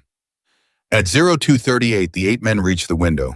At 0241, they stopped. At 0243, Torres whispered, "Boss, they're turning around." "Say again." "They're going back," Torres said, and his voice was shaking with something that wasn't fear. "Boss, they gave up. 5 minutes in the hole and they gave up. They think we didn't come." Whitmore closed his eyes. "Torres," he said, "Root. Sir, by your ugly one, it's got a second half, doesn't it?" Torres laughed out loud once and clamped it down. "Sir, it's got a stupid second half. It comes at the freighter from the northeast against the current at 3 knots over 400 meters of open water, and any competent man watching would see us for 11 straight minutes." "Torres," Whitmore said, "is there a competent man watching?" And Torres said, "Sir, they're all in a rubber boat." At 0251, Bill Kowalski put a boat on a beach at his own base with the throttle wide open and a 26-year-old trader beside him. He came out of the water with a rifle and 41 years and knees that didn't work, and he made it 11 steps up the sand and stopped because there was a man standing at the top of the beach, just standing there. No weapon, hands out at his sides. And Danny Reeves made a sound like he'd been kicked. "Master Chief," he said. "Master Chief, that's him. Say it. That's the man from the parking lot." Kowalski put the rifle on him from 40 meters and said, "Hands, hands." "They're out," the man called back. "Pleasant? Reasonable?" "They've been out for a minute and a half, Master Chief. I've been very careful about it." "On your face." "I will, absolutely, in 1 second." The man didn't move. "Master Chief, I set the flare." "I know you set the flare. Do you know why?" "I don't care." "You do," the man said. "You care more than anything in the world because I could have let those boats find your commander in the dark, and I didn't. And you want to know why, and you're going to want to know why every day for the rest of your life." Kowalski said, "On your face." And the man knelt down slowly, hands out, and lay down on the cold sand. And then he turned his head and looked at Danny Reeves and said, "How's your mother, Danny?" Reeves screamed. He screamed and went for him, and Kowalski put an arm across his chest and held him with everything a 61-year-old body had left, and the kid was howling. "You asked me about my mother. You asked me about my..." And the man on the ground just lay there face in the sand and said nothing at all. At 0254, Kowalski got a knee on him and said, "Name." You don't need it. Name. Master Chief, the man said patiently. I've had 9 of them. Alan knew me as one. Ethan Voss knew me as a different one, and he's been telling himself for 19 years he was talking to a person. His voice was muffled by sand and completely calm. There isn't a name. There's a and the job goes on Monday, whether I'm on this beach or not, and I promise you, nobody in this country is going to write it down. Kowalski said, then why'd you set the flare? And the man was quiet for a second. Then he said, because I read Danny Carter's roll sheets too. Kowalski's whole body went cold. 20 years, Master Chief, the man said into the sand. I've been doing this 20 years, and I have never once lost a package, not once. And then a 27-year-old lieutenant cleaned 26 rifles in 13 hours, and I lost. And then, unbelievably, he laughed. I wanted to see it, that's all. You spend 20 years being the smartest man in every room, and then one night somebody's better than you, and Master Chief, you want to watch. You want to be there when it lands. A breath. So I turned the net off, and I lit a flare, and I stood on a beach so that somebody would come and find me, because if nobody comes, it never happened. And Bill Kowalski said, buddy, you're going to love the next 40 years. At 0311, the second half of Taurus's stupid route put 4 Americans on the deck of a Panamanian-flagged coastal freighter that had precisely 2 men aboard because the other 8 were in rubber boats in the middle of the Chesapeake looking for a team that hadn't come. It took 90 seconds. Nobody died. That's it. That's the whole climax of a thing that had been 12 years in the building. 90 seconds, 2 frightened men who put their hands up so fast one of them dislocated a shoulder, and 1,100 pounds of stolen ordnance in a container marked as agricultural equipment. And Emily Carter stood on that deck in the freezing dark, breathing hard, with her father's whole life in her chest, and it didn't feel like anything. That's the part they don't tell you. Lieutenant, Whitmore said, you all right? I thought it'd feel like something, sir. It never does, Whitmore said. It feels like something in about 6 months, and then it never stops. At 03:18, the net came back on all at once, and Kowalski's voice filled everybody's head, and Torres actually cried. Boss, you copy? Send it, Bill. Beach is secure, 1 in custody. A pause. Boss, he was waiting for us. He set the flare himself. What? He set the flare so we'd come, Kowalski said. Boss, I'm going to need you to sit down before I tell you the rest. And Whitmore said, Bill, I've been sitting in a boat for 8 hours. Just say it. Reeves ID'd him, Kowalski said. Positive, parking lot, Virginia Beach 2 years ago. Whitmore closed his eyes. And boss, Kowalski said, he knew Danny Carter. At 1400 the next day, in a room with no windows and 4 federal agents and a lawyer, Emily Carter sat across a table from Ethan Voss for the second and last time. He looked older by 10 years. He'd turned himself in at 0700 at the front gate. He'd walked up to a 19-year-old sentry and said his own name and put his hands on his head, and the kid had had to call 3 people to find out who he was. Emily, he said. Ethan. He almost broke right there on his own first name. He wasn't the brain, she said. You know that now? Yes. You were never the villain. You were the pie. And Ethan Voss put his face in his hands and made a sound she'd remember for the rest of her life, because it was the sound of a man finding out at 54 years old that the one thing he'd been sure of about himself, that he'd been important enough to destroy something, wasn't true either. 19 years, he said. 19 years I thought I was. I know. He used to ask me about my knees, Voss said. Every call, 19 years. How are the knees, Ethan? And I thought, he stopped. I thought he was a friend. He asked Danny about his mother, Emily said. Voss laughed, and it was awful. Emily, I've got one thing, he said. One thing, and then I'll shut up for 30 years. Say it. He read the roll sheets, Voss said. That's what he did. That's how he found all of us. Every man he ever turned, he found in a file. He'd find the man your father wrote 3 words about, or the man who got passed over twice, or the kid whose mother was sick, and he'd sit in a car and listen to him for 40 minutes. He wiped his face. And Emily, I want you to understand what that means. He didn't recruit traitors. There aren't any. He recruited lonely men. That's all he ever did. 20 years, and every single one of us was just a man nobody looked at. Emily said, then look at me. Voss looked up. Look at me, she said. You taught me a bowling in my mother's backyard. 4th try. You were patient with me. and you were kind to me, and I loved you, and you helped kill my father." Her voice never went up. "And I have spent 12 years wanting to put a bullet in your mouth, and I sat in a diner with you, and I found out you were a tool, and that's so much worse, Ethan. Do you understand? That's so much worse, because now there's nobody to hate." "Emily, so here's what you get," she said and stood up. "You get to live, you get 30 years and a bad mattress, and every single morning you're going to wake up and know that you were a warm man, and they use that. That's not mercy. My father would have hated me for calling it mercy. It's just the truth, and you have to carry it, and I'm not carrying it for you anymore." She got to the door. "Emily," she stopped. "He was the best man I ever knew," Ethan Voss said. "And I want you to know he was better at 9 seconds than anybody in the history of that place, and Alan Pryor was right. That's the thing nobody will ever say out loud.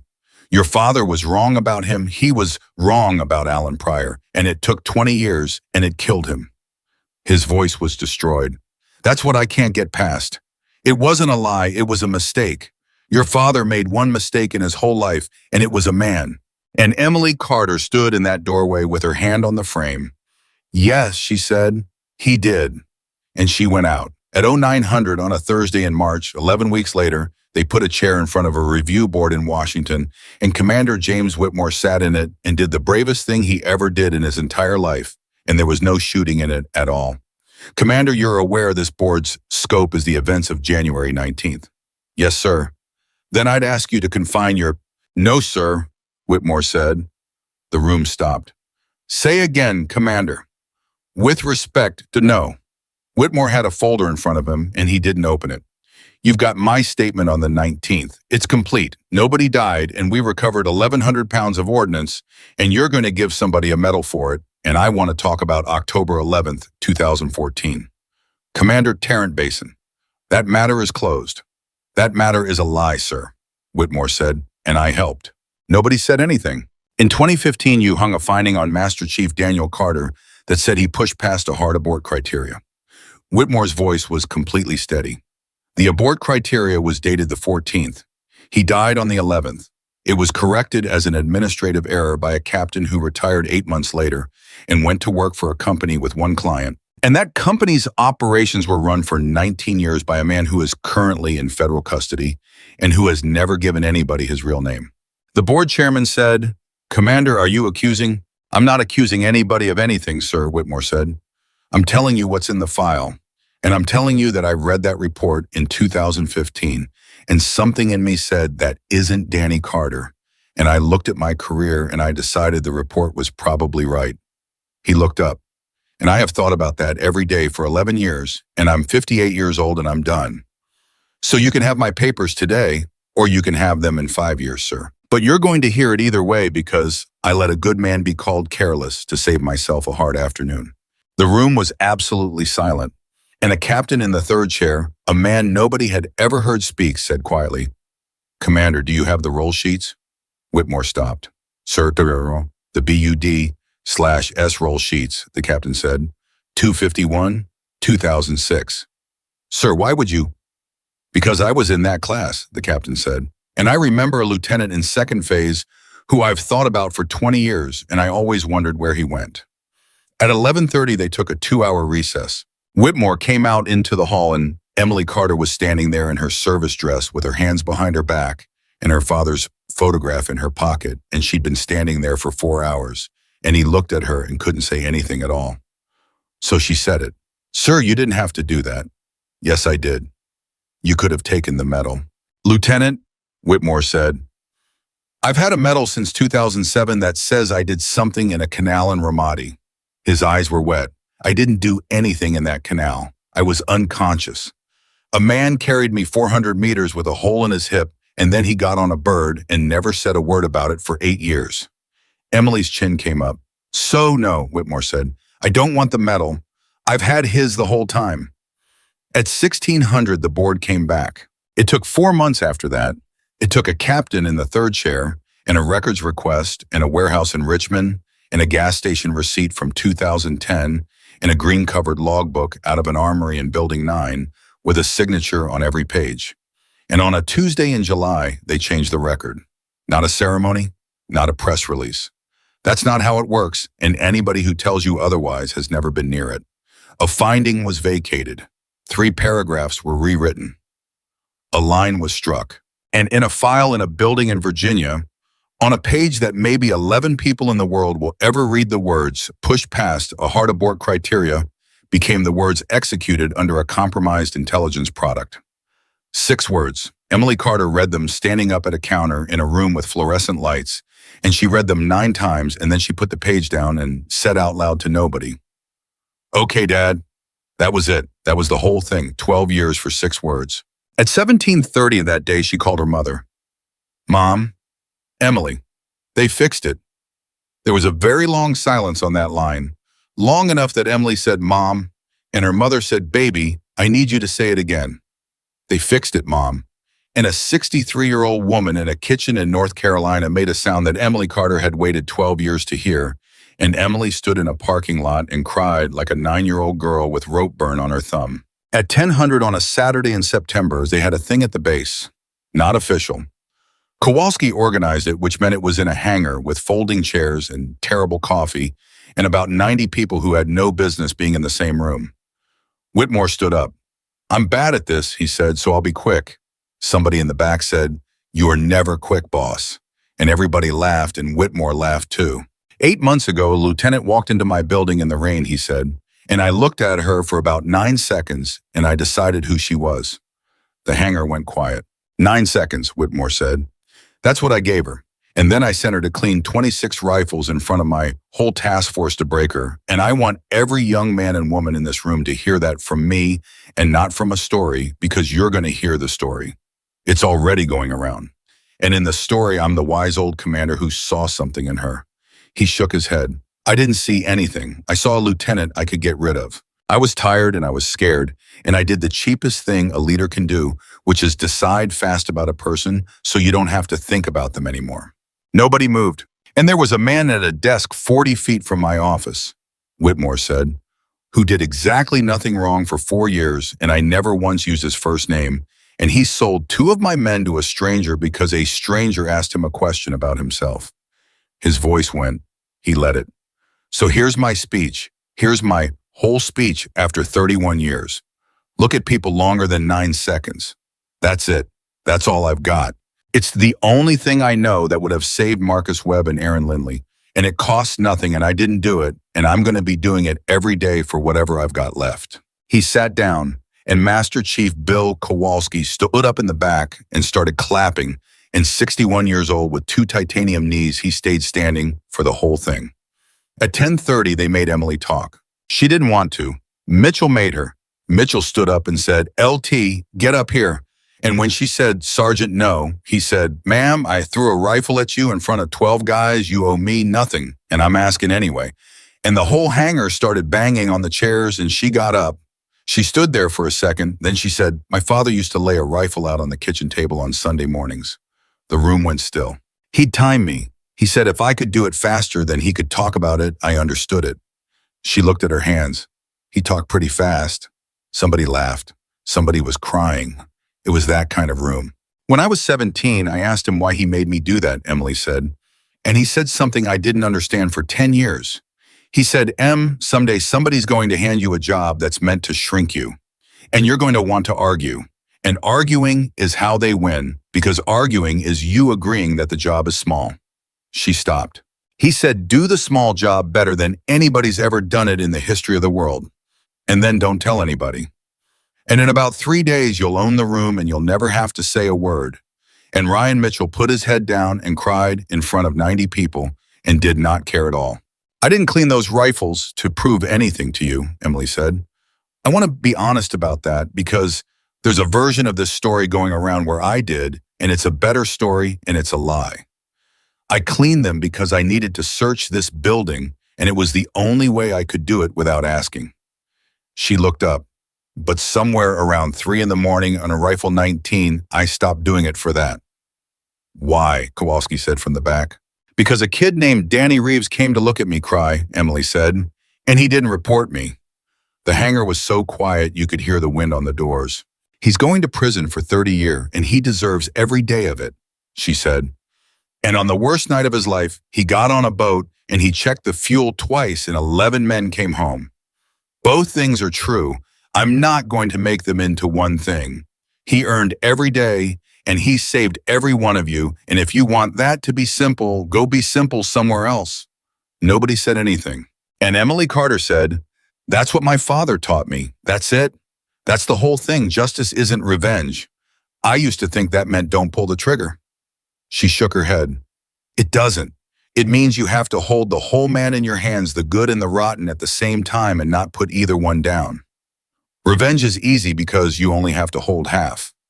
At 1200, they hung a photograph on the wall in the back hallway of Building 9, behind a door that requires a badge. A man in a dive vest, squinting into the sun, one arm around a 9-year-old girl, and under it on a small brass plate, 6 words because Kowalski had insisted, and nobody argued with Kowalski Master Chief Daniel Carter. He knew. And 2 years later, when a new lieutenant walked into Building 9 on a Tuesday, Commander Emily Carter did not look at him for 9 seconds and decide who he was. She looked at him for 11 months. Because she had learned the only thing worth learning in that building, and it wasn't on her arm, and it wasn't in her father's fiefame, and it wasn't in any report anybody ever wrote. The strongest person in any room is the one who refuses to be small when they're told to be and refuses to make anyone else small when it's finally their turn. That's the story. That's all of it. The day they laughed at the new girl, and every day after in that building, nobody laughed at anybody again.